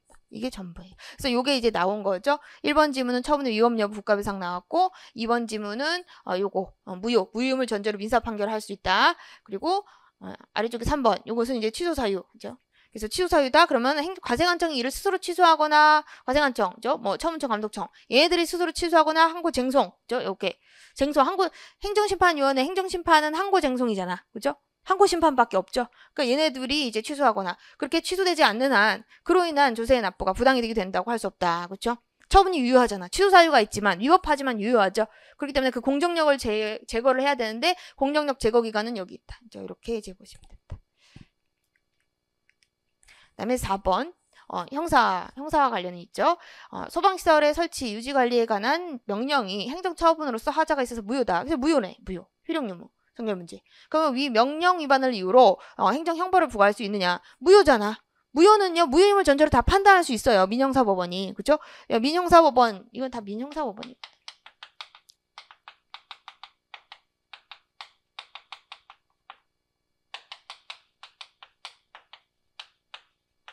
민형사법원의 심사 범위. 그렇죠? 효력유무가 성결 문제인 경우에는 무효다. 만약에. 그러면은 다 이제 판단할 수가 있어요. 판단할 수 있다. 그래서 그걸 판단하면은 이 명령이 무효잖아요. 그 명령 위반을 이유로 행정형벌을 부과할 수 있을까요? 명령이 무효야. 명령이 무효라는 것은 지금 무효잖아. 명령이 무효다. 그럼 무효인 명령이다. 그러면 이게 의무 위반이 있어요? 의무 위반이 없어. 그렇죠? 명령이 무효잖아. 의무도 무효야. 무효인 의무를 위반했다. 의무가 없는데 무슨 의무야. 그죠?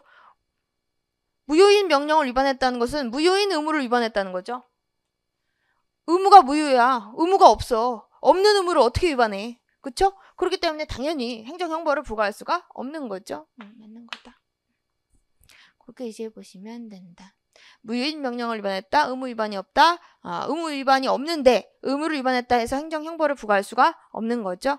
그 다음에 11번 손실보상 1번 지문 사업시행자, 토지소유자 관계인은 토지수용위원회의 재결을 불복할 때 재결서를 받은 날부터 90일, 이의신청 거쳤을 때 60일 각각 소송을 제기할 수 있다. 그래서 이것도 조문 문제예요.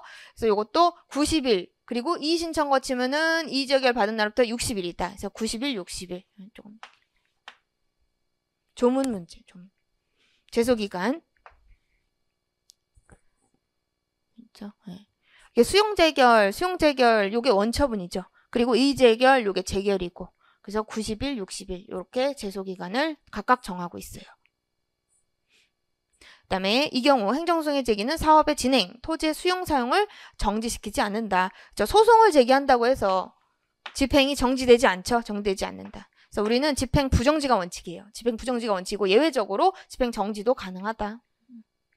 원칙을 알아두셔야죠.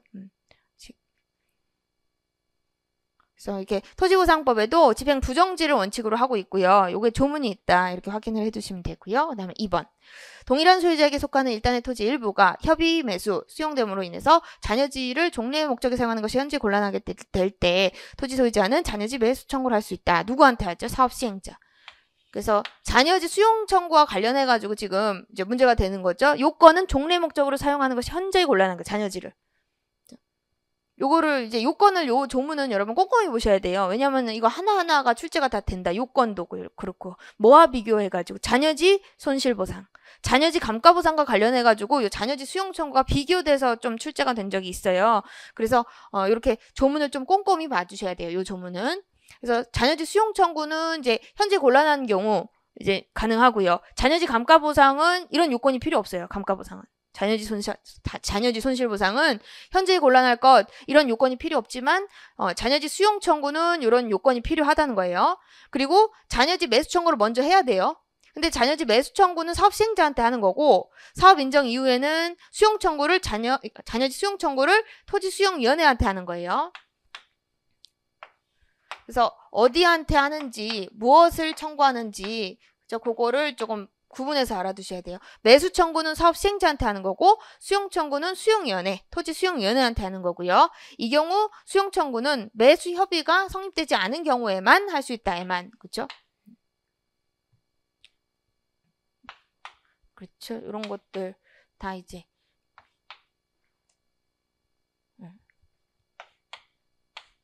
이게 하나하나 조금 나눠서 공부를 해 두셔야 된다. 그래서 이 경우 수용 청구는 매수 협의가 성립되지 않았을 때 가능한 거고요. 그리고 사업의 완료일까지 해야 돼요. 수용 청구. 그거 그렇게 보시면 된다. 그다음에 3번 토지보상법에 의한 보상금 증감 소송은 보상금의 증액 또는 감액 청구에 관한 소송이다. 그래서 잔여지 수용 청구를 거절한 재결에 불복하는 소송은 보상금 증감 소송에 해당하지 않는다. 그래서 지금 여기에서는 잔여지 수용 청구를 거절한 재결이기 때문에 이 재결 자체에 대해서 항고송을 제기하는 게 아니냐, 그거 아니라는 거죠. 이거 되게 많이 나왔다. 이거 되게 중요하죠.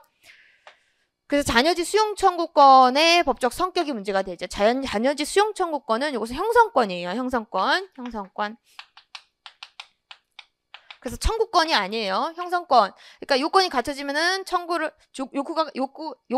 요건이 갖춰지면은 청구가 있을 때 법적 효과가 발생하는, 그죠? 형성권이다. 그래서 어떤 법적 효과? 수용의 법적 효과가 발생하죠. 그래서 상대방한테는, 그죠? 토지를 인도해야 될 의무가 생기고 사업 시행자한테는 보상금을 줘야 될 의무가 생긴다. 그래서 요건이 갖춰졌을 때, 이것은 효력이 당연히 발생하는 형성권이에요. 그래서 이제 형성권. 그렇기 때문에 요 자체죠. 잔여지 수용 청구를 거절했다. 요 거절 행위 자체에 의미를 두는 것이 아니고, 그죠? 요것이 형성권이기 때문에 법률 관계 자체가 생기는 거예요. 그래서 법률 관계를 다퉈야 돼. 법률 관계, 보상금 증감 소송에 해당하는 거예요. 우리가 여기서 그 90일 이내, 60일 이내 행정소송 제기할 수 있다 그랬잖아요. 두 가지가 가능하죠. 수용 자체를 다투는 경우는 항고소송도 가능한데 대부분 수용 자체를 다투진 않고 보상금 소송이 많죠. 그래서 보상금에 관한 법률 관계를 다툰다 그럴 때는 당사소송을 제기하죠. 보상금 증감 소송을. 보상금 증감 소송은 이것은 형식적 당사소송이에요. 형식적 당사소송이라서 이제 조금 주의를 하셔야 되는 부분이 피고, 그리고 이런 경우, 이제 형성권인 경우는 보상금 증감 소송의 대상이 되느냐, 그거를 잘 이제 판례를 정리해서 알아두셔야 된다.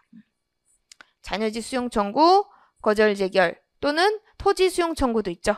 사용하는 토지의 수용 청구. 그것도 거절한다. 그렇다 하더라도 이 거절 자체가 처분성이 인정돼서 항고소송으로 다툰 것이 아니라 그때도 역시 그것도 형성권이기 때문에 사용하는 토지의 수용 청구, 그것도 형성권이기 때문에 그때도 역시 보상금 증감 소송으로 다툰다. 그래서 잔여지 수용 청구와 관련해서 이렇게 판례들이 나왔습니다. 그리고 이제 피고를 조심하셔야 되죠. 보상금 증감 소송, 그죠? 당사자가 피고가 된다. 토지 수용위원회가 아니라 당사자 소송이기 때문에. 그다음에 4번. 하나의 재결에서 피보상자별로 보상을 받는 자들이죠. 피보상자별로 여러 가지의 토지, 물건, 권리, 영업의 손실에 관하여 심리판단이 이루어졌을 때 피보상자 또는 사업시행자가 여러 보상 항목들 중 일부에 관해서만 불복하는 경우 반드시 재결 전부에 관하여 불복하여야 하는 것은 아니다. 그렇죠. 요거 일부에 관하여만 불복한다. 그러면은 일부에 관하여, 그죠? 이제 또 가능하다. 그래서 지금 여기서 보상 항목이에요. 보상 항목 일부에 관하여만 불복이 가능하다는 우리 판례다.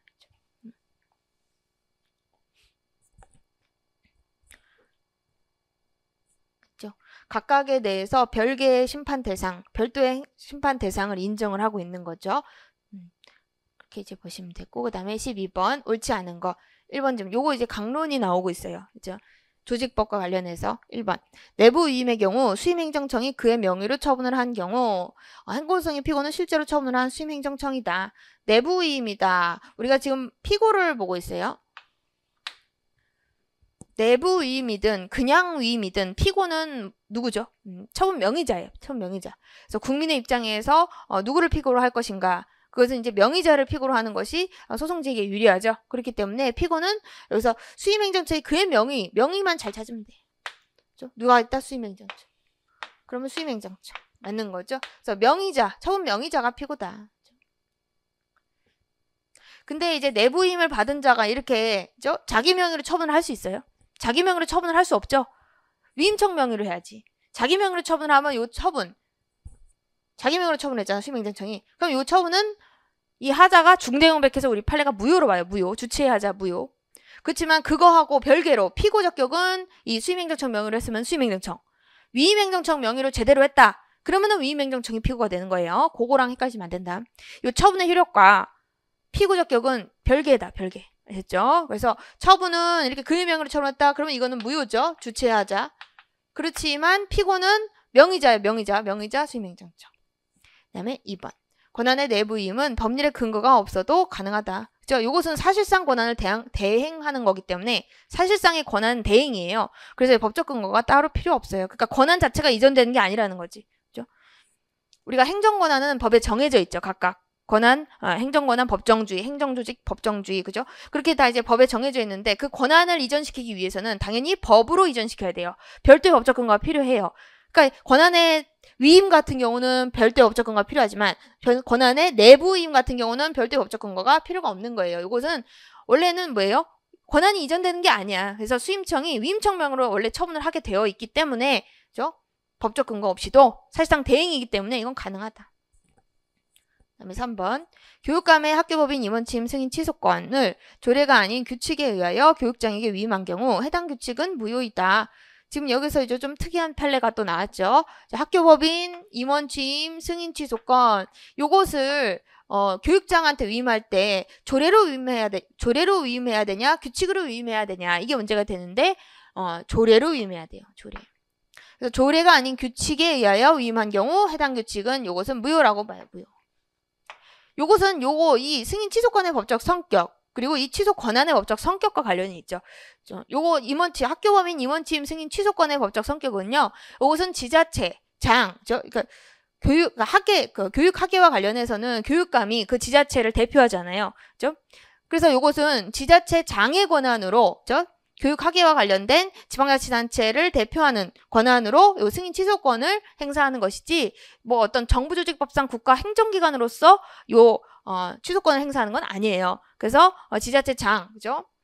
지자체를 대표하는 지위에서 승인 취소권을 행사하는 거기 때문에 조례로 위임해야 된다. 조례로. 근데 규칙으로 위임했다. 요 규칙 자체가 뭐예요? 하자가 있는 거예요. 그래서 이것은 무효다. 이렇게 보면 돼.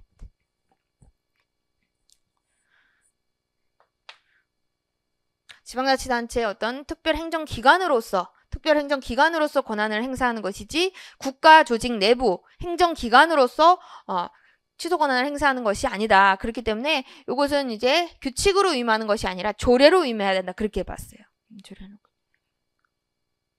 기관 위임 사무 같은 경우는 규칙으로 위임해야 되죠. 규칙으로 위임하지 않으면은 그게 위법한 거죠. 그렇지만 이것은 뭐예요?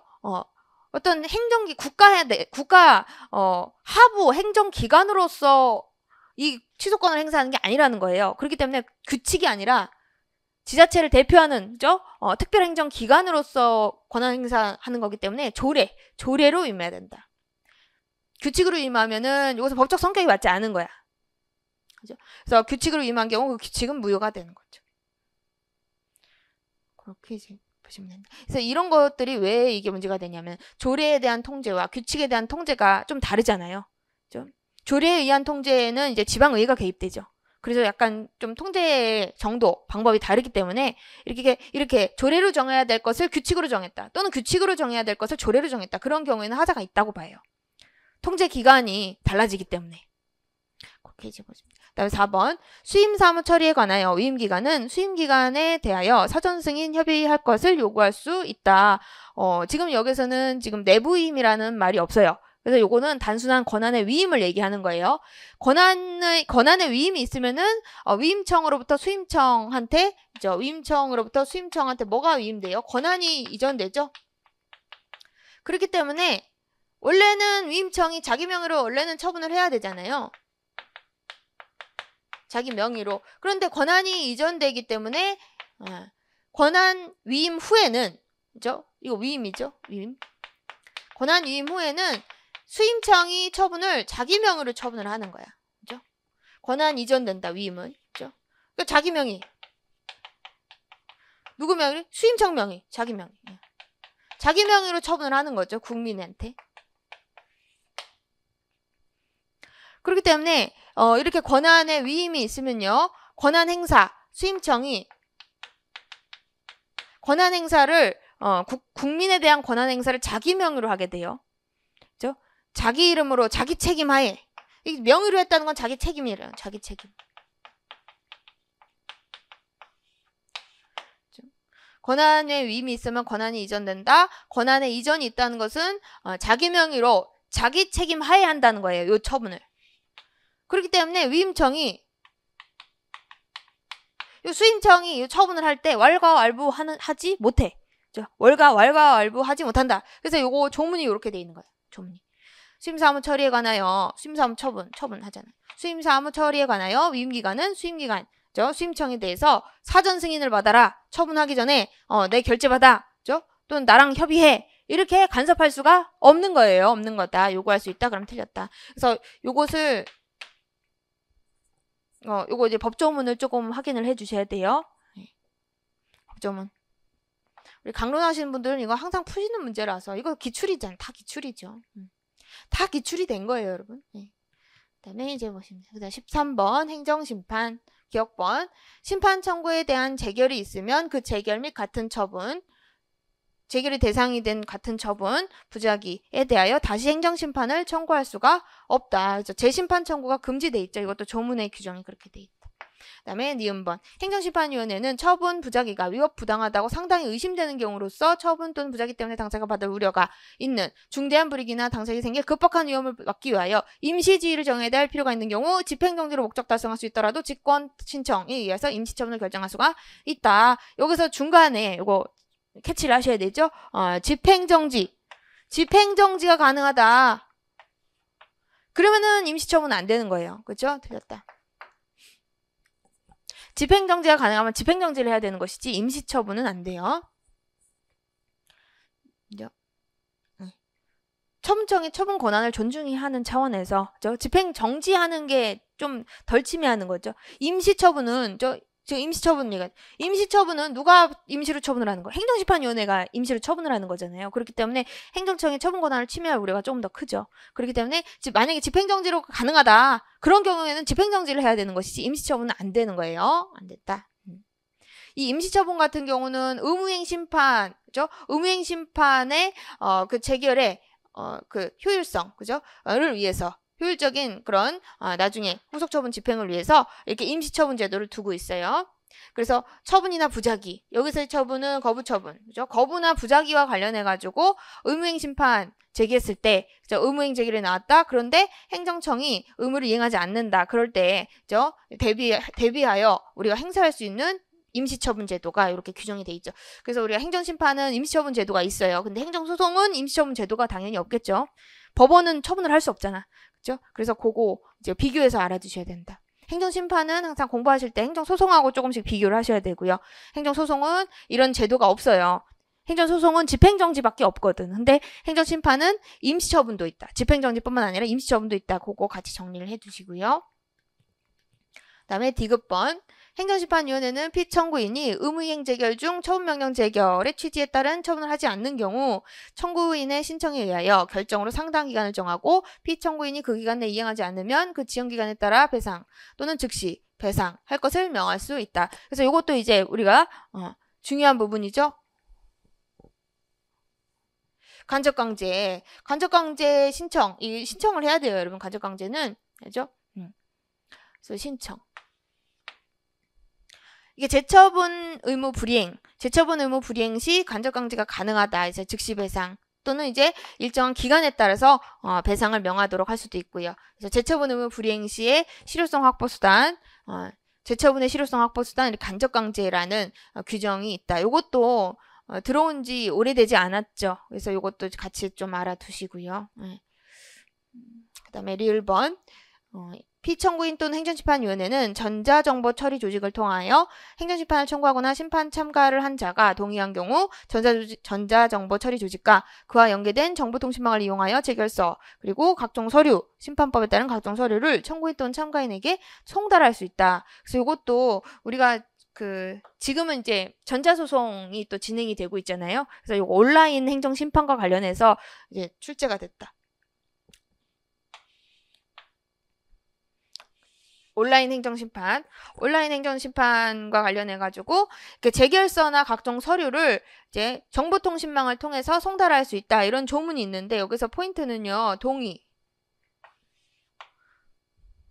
이게 법조문을 확인을 해보셔야 돼요. 법조문에는 다만 동의가 없으면 그러하지 아니하다. 이런 식으로 규정이 돼 있어요. 그래서 동의가 있어야지 이렇게 할 수 있다. 이거 정리를 좀 해두시고요.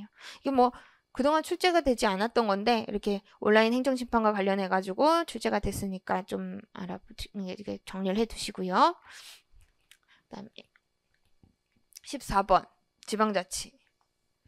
지방자치법이 전면 개정됐죠? 2022년에 전면 개정됐다. 그래서 잘 정리를 해 두셔야 돼요. 그리고 이것과 관련해서 최신 판례가 출제가 많이 되고 있으니까 그런 것들도 정리를 해 두셔야 된다. 그래서 설명 옳지 않은 거 1번. 자치사무, 이게 감사청구 주민소송이에요. 자치사무와 단체임사무, 그리고 기관임사무도 주민감사 청구의 대상이 되고, 감사청구는 사무처리가 있었던 날, 끝난 날부터 3년이 지나면 제기할 수 없다. 그래서 이렇게 문장이 2개니까 각각 보셔야 되고요. 그래서 감사청구의 대상이 되는 사무는요, 모든 사무예요. 지자체와 그 장의 권한이 속하는 모든 사무다. 그래서 자치사무, 단체, 그리고 기관임사무 다 포함이 되고요. 근데 이게 또 감사청구 기간이 또 시험 문제에 나왔죠? 감사청구 기간은 3년이에요, 3년. 이게 나온 이유는 법이 옛날에 2년이었어요. 여러분 2년, 옛날에 이게 지방자치법이 전면 개정되기 전에는 이제 감사청구 기간이 2년이었거든요. 근데 이제 이 법이 개정돼서 3년으로 늘어났어요. 연장됐다. 다음에 2번. 감사기관이 해당 주민감사 청구가 부적법하다고 오인하거나 구체적인 조사나 판단을 하지 않은 채 각하 결정을 했다. 부적법하다고 오인해서 각하 결정을 했어요. 그런 경우 감사 청구한 주민은 주민소송을 제기할 수 없고 위법한 각하 결정 자체를 별도의 항고송으로 다퉈야 된다. 굳이 그럴 필요 없다. 그냥 감사 청구죠. 감사 결과에 대해서 불만이 있다라고 해서 감사 청구에 대해서 주민소송을 제기할 수 있어요. 주민소송. 제기할 수 없고 그럼 틀렸다. 항고송 안 된다. 항고송 안 된다. 항상 소송법적인 이념, 분쟁의 이례적 해결, 그게 되게 중요하죠. 그래서 이게 주민소송으로 다툴 수가 있다는 거예요. 그래서 주민소송으로 가야 된다. 그래서 이게 부적법하다고 오인해가지고 감사기관이 뭐 주무장관, 시도지사 이런 사람들이 이제 감사 청구가 이제 부적법하다고 각하 결정을 했어요. 그러면은 이것은 우리가 이제 주민소송의 대상이 되기 위해서는 감사 청구가 먼저 감사 전치죠. 감사 청구 전치죠. 근데 주민소송 언제 제기하죠? 감사 청구를 했어. 그런데 60일 이내에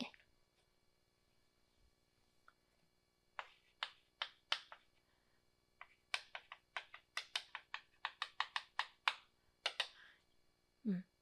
60일 내에 감사를 끝내지 않아. 감사는 끝냈어. 그런데 감사 결과, 조치 결과 여기에 불만. 그렇죠? 주무행정청, 시도지사의 이런 감사 결과 또는 조치 결과에 불만이 있다. 감사는 끝냈는데, 그렇죠? 또는 이제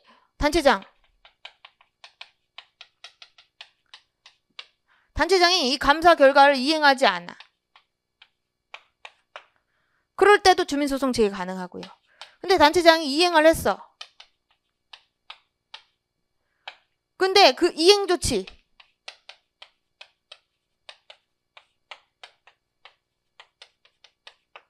이행 조치에 불만이 있어. 그런 경우에 그죠? 주민소송 제기할 수 있잖아요.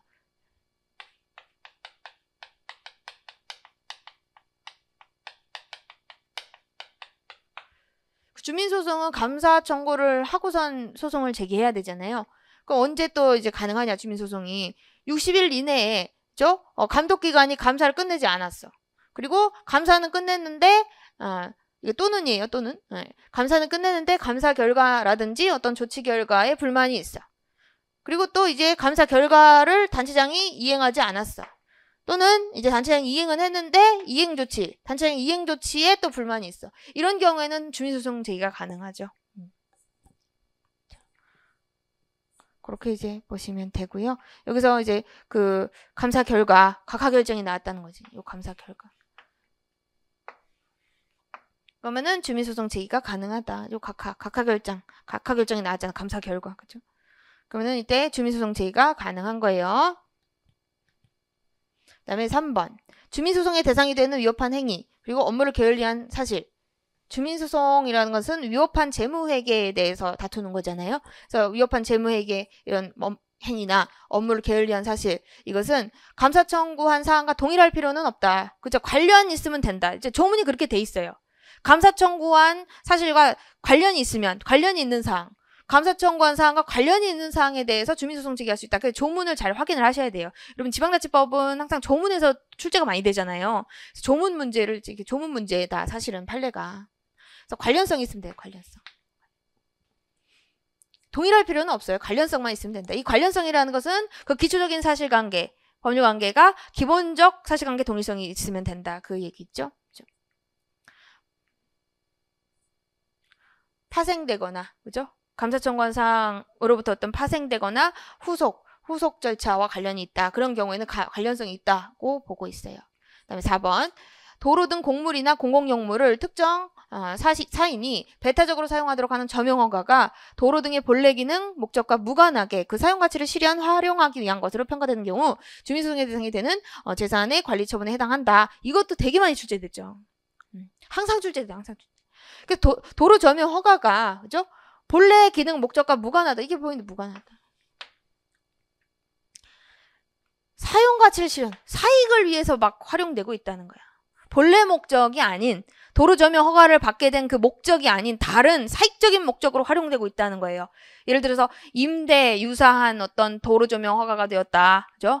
임대해서 이제 사용하고 있다. 그죠? 막 그런 경우, 실질이 뭐 그렇다. 사용 가치를 실현, 활용하기 위한 경우, 그런 경우에는 이것이 재무회계가 될 수가 있다는 거죠. 그래서 심사의 대상이 될 수 있다. 그래서 주민소송의 대상이 되는 재산의 관리 처분에 해당한다. 맞는 거다. 그래서 요거는 이제 교회가, 그죠? 도로 점용 허가 받고 그 지하에 예배당, 그죠? 그 사건이죠. 그래서 요거 임대 유사의 점용 허가, 이런 경우에는 주민소송의 대상이 될 수가 있어요. 5번. 국가경찰, 자치경찰 조직 및 운영에 관한 법률상 경찰 기관에 대한 설명 옳지 않은 것. 그래서 이것도 여러분 2020년에 이제 우리가 자치경찰 제도가 전면으로 도입됐죠. 그래서 법이 전면 개정돼가지고 경찰법이 전면 개정돼서 자치경찰 제도가 이제 전면 도입됐다. 그래서 그것과 관련해서 이제 법이 만들어졌는데 이제 새로운 법조문들을 우리가 좀 숙지를 하고 계셔야 돼요. 그래서 국가수사본부장이 있고요. 경찰청장이 있고요. 그렇죠? 그리고 또 이제 자치경찰과 관련해서 시도자치경찰청장이 있어요. 그렇죠? 여러분들 아시다시피 그래서 국가본부장은 경찰청 소속이잖아요. 그죠? 그래서 국가본부장이 있다. 그래서 국가본부장이 직무를 집행하면서 헌법이나 법률을 위배했을 때는 국회는 탄핵소추를 의결할 수 있다. 그래서 탄핵소추 대상이 돼요. 탄핵소추 대상이 된다. 그 법이 그렇게 규정이 되어 있다는 거죠. 경찰청 소속적 국가수사본부장. 그다음에 2번 시도자치경찰위원회. 시도자치경찰위원회는 합의제행정기관이다. 그래서 그 권한에 속하는 업무를 독립적으로 수행한다. 그쵸? 자치경찰 행정과 관련해서 자치경찰위원회. 여기는 의결기관이 아니에요. 합의제행정청이다. 합의제행정청. 그래서 독립적으로 수행한다. 맞는 거고요. 그러니까 국가경찰위원회는 의결기관이에요. 근데 자치경찰위원회 이렇게 요거는 합의제행정청이죠.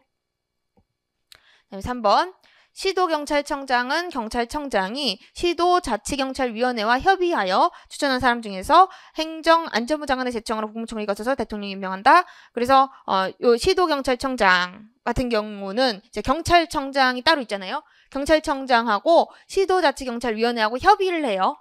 협의를 한다. 그래서 협의해서 추천한 사람 중에서 이제 거쳐서 그죠? 행안부 장관, 국무총리 거쳐서 대통령이 임명한다. 그래서 맞는 집입니다. 여기서 포인트는 누구하고 협의한다? 시도자치경찰위원회.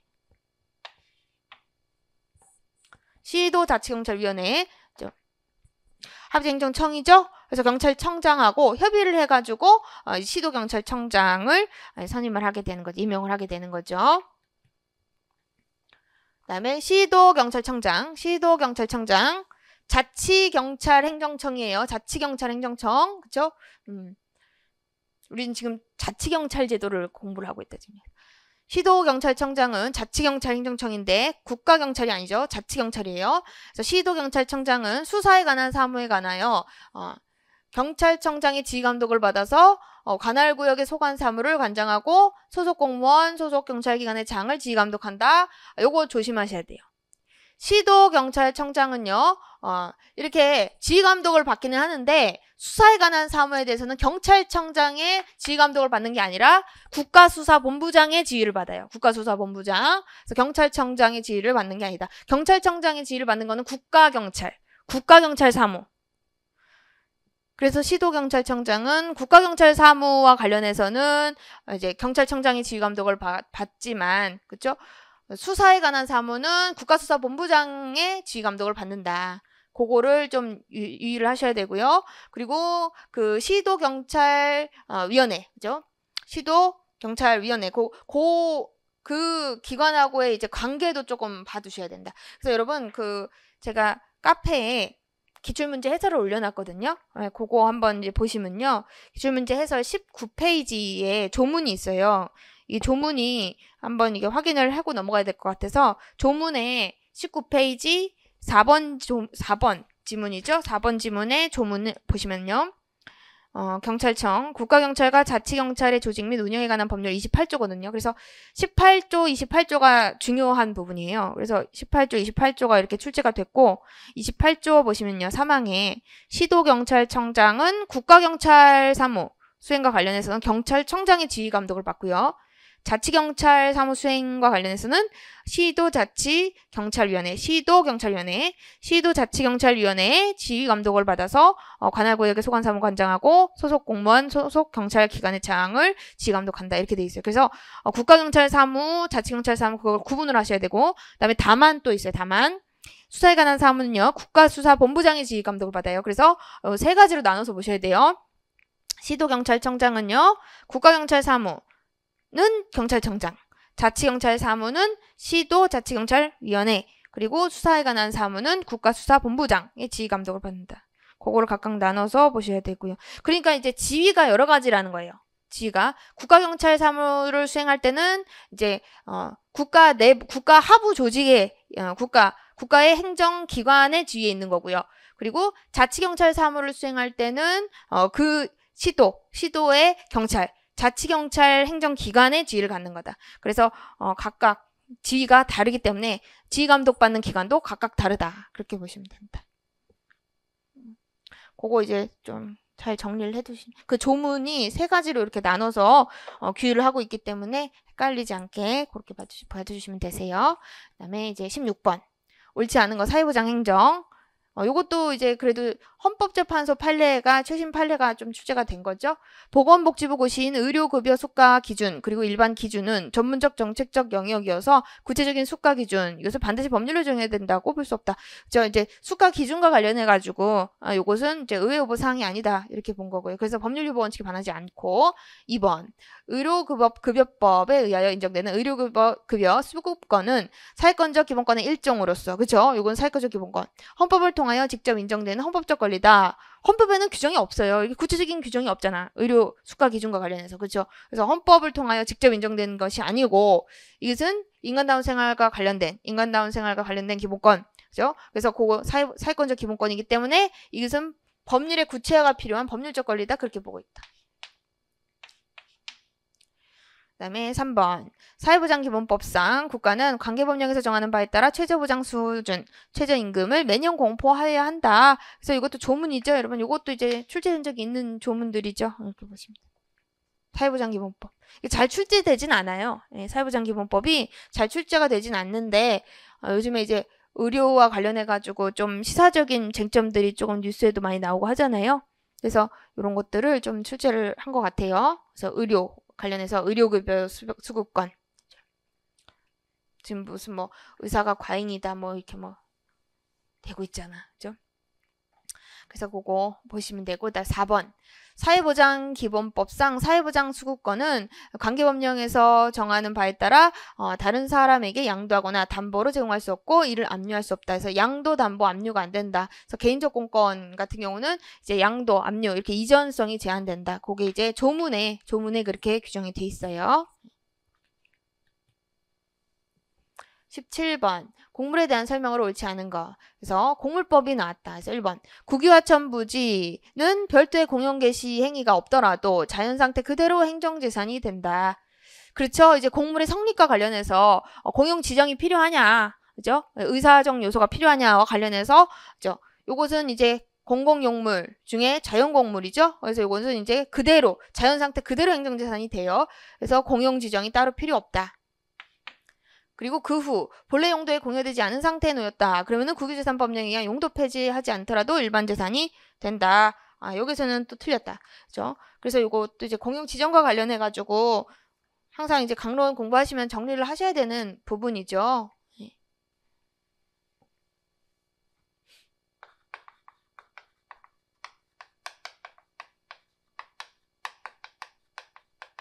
공물이라는 것은 행정재산을 얘기하는 거죠. 재산의 관점에서 보면 행정재산이죠. 공적 목적에 제공된 물건. 공물은 크게 이죠. 공물은 이제 공용 형체적 요소, 의사적 요소, 공물의 이제 성립 요소. 공물의 성립 요소, 형체적 요소는 당연히 있어야 되겠죠. 그죠? 형체가 있어야지 물건이지. 그죠? 형체적 요소는 당연히 필요해요. 왜 유사적 요소가 필요하냐? 그것과 관련해 가지고, 그죠? 공용물, 공공용물, 보존공물.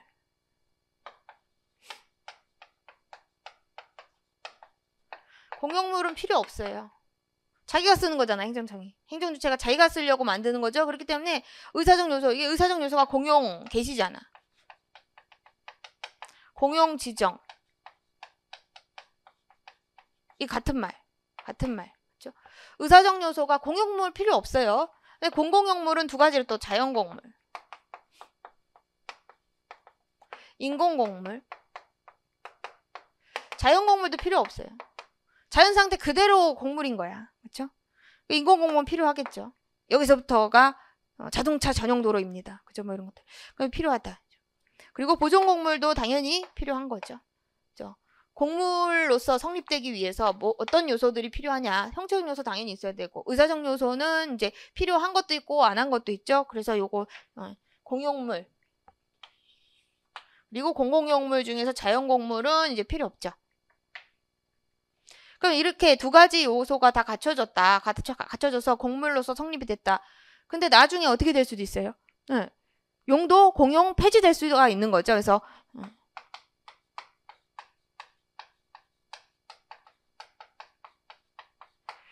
공용 폐지를 용도 폐지라고도 하죠. 용도 폐지. 용도가 폐지되면 이것은 사물이 되죠. 그러니까 일반 재산, 잡종 재산이 되는 거예요. 공용 폐지, 이것은 그러면 이 모든 공물 중에 공용물, 공공용물, 보존공물 요것들에 대해서 다 공용 폐지가 필요하냐? 이 사물이 되려면 요게 이제 또 문제가 견해 대립이 있죠. 우리 판례는 모든 공물에 필요하다고 봐요. 모든 공물에. 그러니까 공용 폐지, 그러니까 이 일반 재산이 되기 위해서는, 이렇게 공물, 공용물, 공공용물, 보존공물이 일반 재산이 되기 위해서는 공용 폐지가 다 필요하다. 이렇게 봤다. 그래서 성립이 될 때는 공용물, 자연공물은 이제 공용 개시가 필요가 없어요. 공용 지정이 필요가 없는데, 그죠? 공용물, 자연공물도, 공용물, 자연공물도 용도가 폐지되기 위해서는 이 용도, 일반 재산이 되기 위해서는 당연히 공용 폐지, 이것이 필요하다. 이제 보겠다. 일반 재산. 그래서 저게 이렇게 나온 거죠. 국유하천부지는 이거는 자연공물이라서 공용 개시가 없어도 그대로 행정재산이 되는데, 그 후 본래 용도에 공유되지 않은 상태에 놓여 있다. 이 본래 용도에 공유되지 않은 상태에 놓여 있다는 사실만으로 용도 폐지가 된 것으로 볼 수 없어요. 그래서 별도의 용도 폐지가 필요해요. 그래서 용도 폐지가 있어야 된다. 그래서 놓여있다 하더라도 용도 폐지를 하지 않더라도 이건 틀린다. 공용 폐지가 있어야 일반 재산이 돼요. 자연공물도, 그죠? 자연공물도요, 그죠? 일반 재산이 되기 위해서는 공용 폐지가 필요하다. 모든 공물에 필요하다고 봐요. 일반 재산이 되기 위해서는 기재 보시면. 그다음에 2번 하청관리청이 아닌 행정기관이 하청공사 허가를 받아 시행한 하청공사로 인하여 손실을 받은 자는 하청법상 보상규정을 유추해서 손실보상을 청구할 권리가 있다. 그쵸? 하천 비관리청이라 하더라도 이때 하천법상 보상규정을 유추해서 우리 대법원은 이제 보상을 해주는 입장에 있어요. 입장에 있다. 비관리청이라 하더라도 손실을 받은 자에 대해서 보상금을 줘야 되겠죠? 보상금을 줘야 된다. 비관리청이 주는 거예요. 비관리청이 소속된 권리 주체가 주는 거다. 그래서 하청관리청이 소속된 권리 주체가 아니라 비관리청이 소속된 권리 주체가 주는 거죠. 보상금을. 그다음에 3번 공물의 용도 폐지에 관하여 국가의 묵시적 의사표시가 인정되려면 사실상 본래 용도에 사용되지 않는다거나 점유를 상실했다는 정도의 사정만으로는 부족하다. 그렇죠? 묵시적 공용 폐지가 인정되기 위해서는요. 우리 판례가요. 이런 사정만으로는 안 된다. 그럼 어떤 사정이 있어야 되냐? 이렇게 객관적으로 의사가 추단될 수 있을 정도는 돼야 된다라고 보고 있어요. 그래서 어떤 착오가 있었다거나 착오가 있어서 이제 이렇게 점유를 상실했다. 이런 사정만으로는 그죠? 공용 폐지 의사 추단하지 않고요.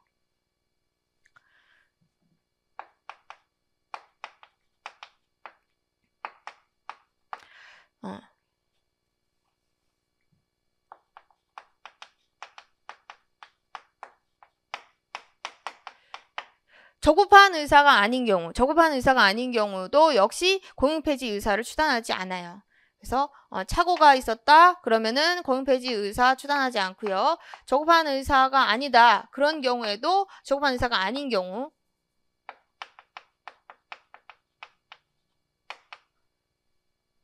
헷갈릴 수 있다. 착오가 있었다거나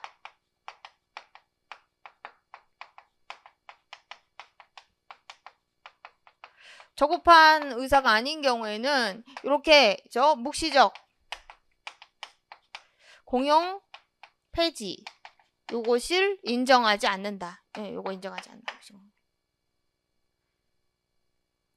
공용 폐지 의사가 추정될 수 있어야 되는데 그 의사는요. 착오에 의한 의사면 안 되고요. 그리고 저급한 의사가 아니면 또 안 돼. 저급해야 돼. 그죠? 그렇게 이제 이런 것들, 이런 사정들에 대한 판례들도 있어요. 그렇게 보시면 되고. 그다음에 4번.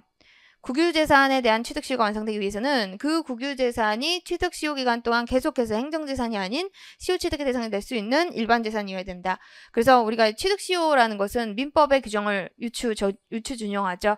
근데 이제 민법에서는 245조에 이제 점유의 계속성을 요건으로 하고 있어요. 근데 그 점유의 계속성은 계속해서 일반재산이어야 돼. 국유재산 시효취득은요. 계속해서 그 점유 기간 동안에 일반재산이어야지만 점유의 계속이 인정될 수가 있어요. 그래서 이것은 맞는 지문이다. 맞는 지문.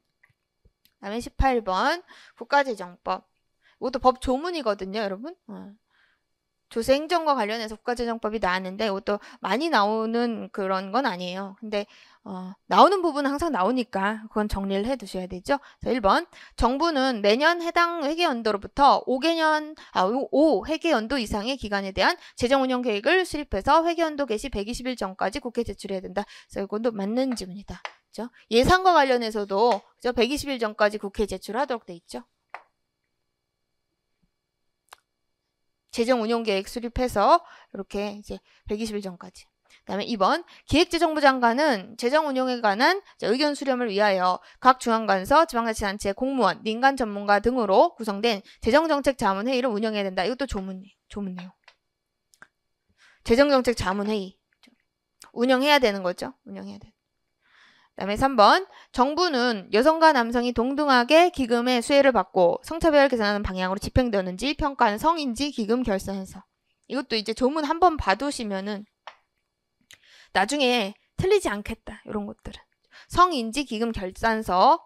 그리고 이 결산서에는요. 집행 실적, 성평등 효과 분석, 평가 등을 포함해야 돼요. 포함해야 된다. 그다음에 4번 자산운용위원회의 위원장은 기금관리주체의 장이 기금의 여건 등을 고려해서 공무원을 제외하고 해당 기금관리주체 그리고 수탁기관의 임직원 중에서 선임한다. 자산운용위원회의 위원장은요.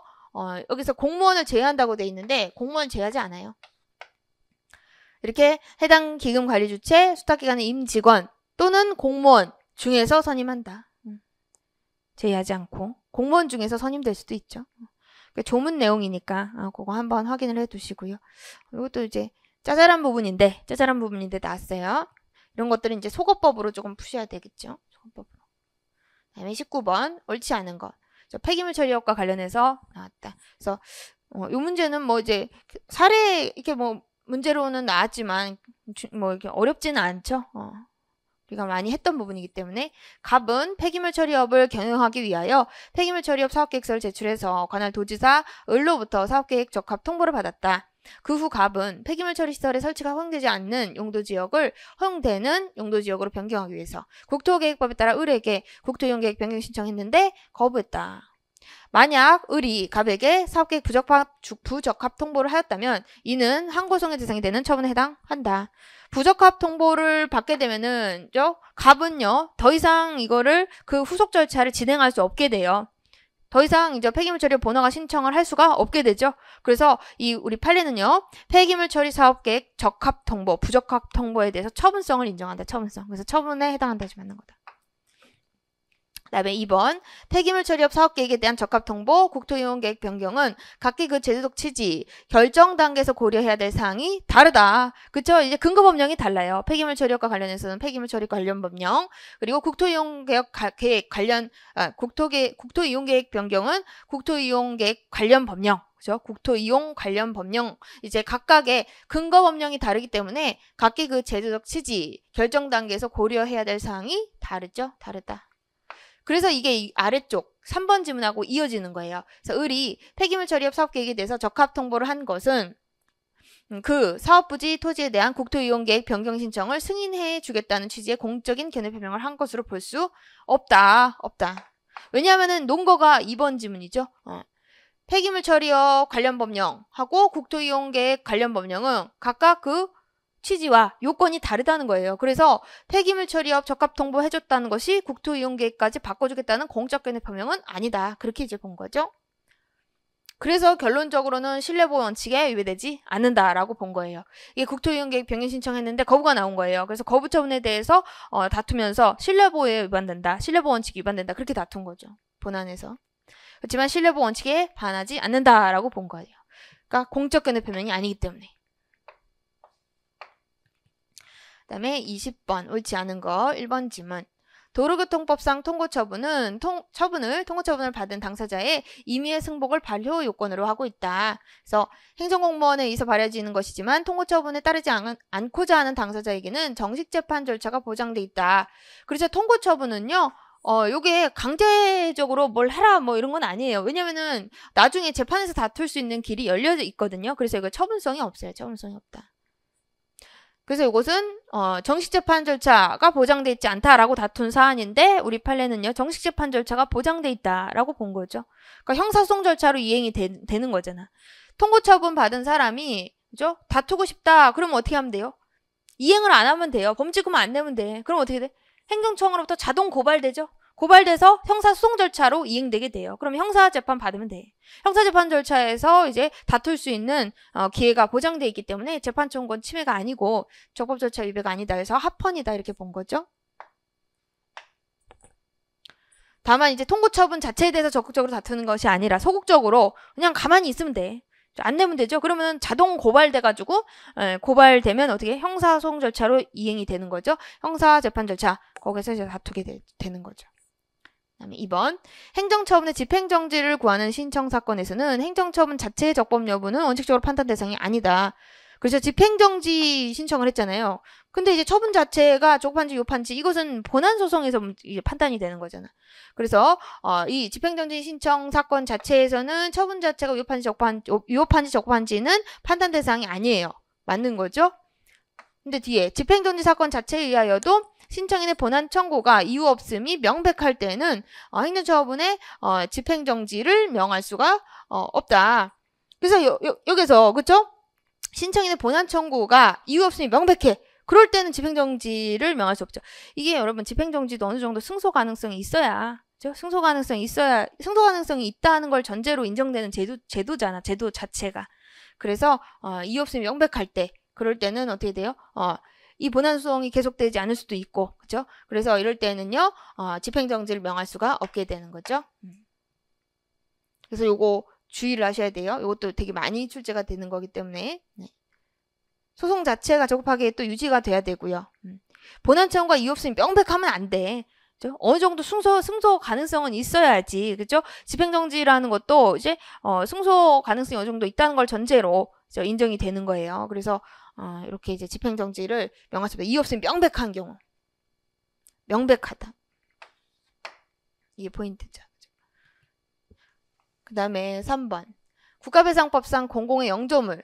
우리가 공공의 영조물 책임이죠. 영조물은 일반 공중의 자유로운 사용에 직접적으로 제공되는 공공용물의 하나고, 행정체 자신의 사용에 제공되는 공용물은 포함되지 않는다.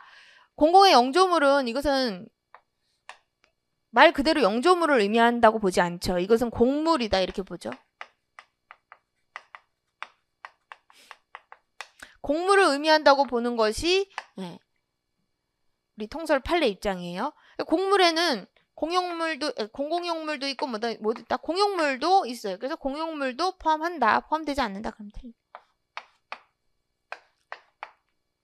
그래서 영조물 책임에서의 영조물은요, 그죠? 말 그대로 영조물을 의미하는 게 아니라고 보죠. 그래서 그 조문이 사실 좀 잘못된 거지. 그죠? 영조물은 여기선 공물을 의미한다. 국가배상에서 영조물은 공물을 의미하고요.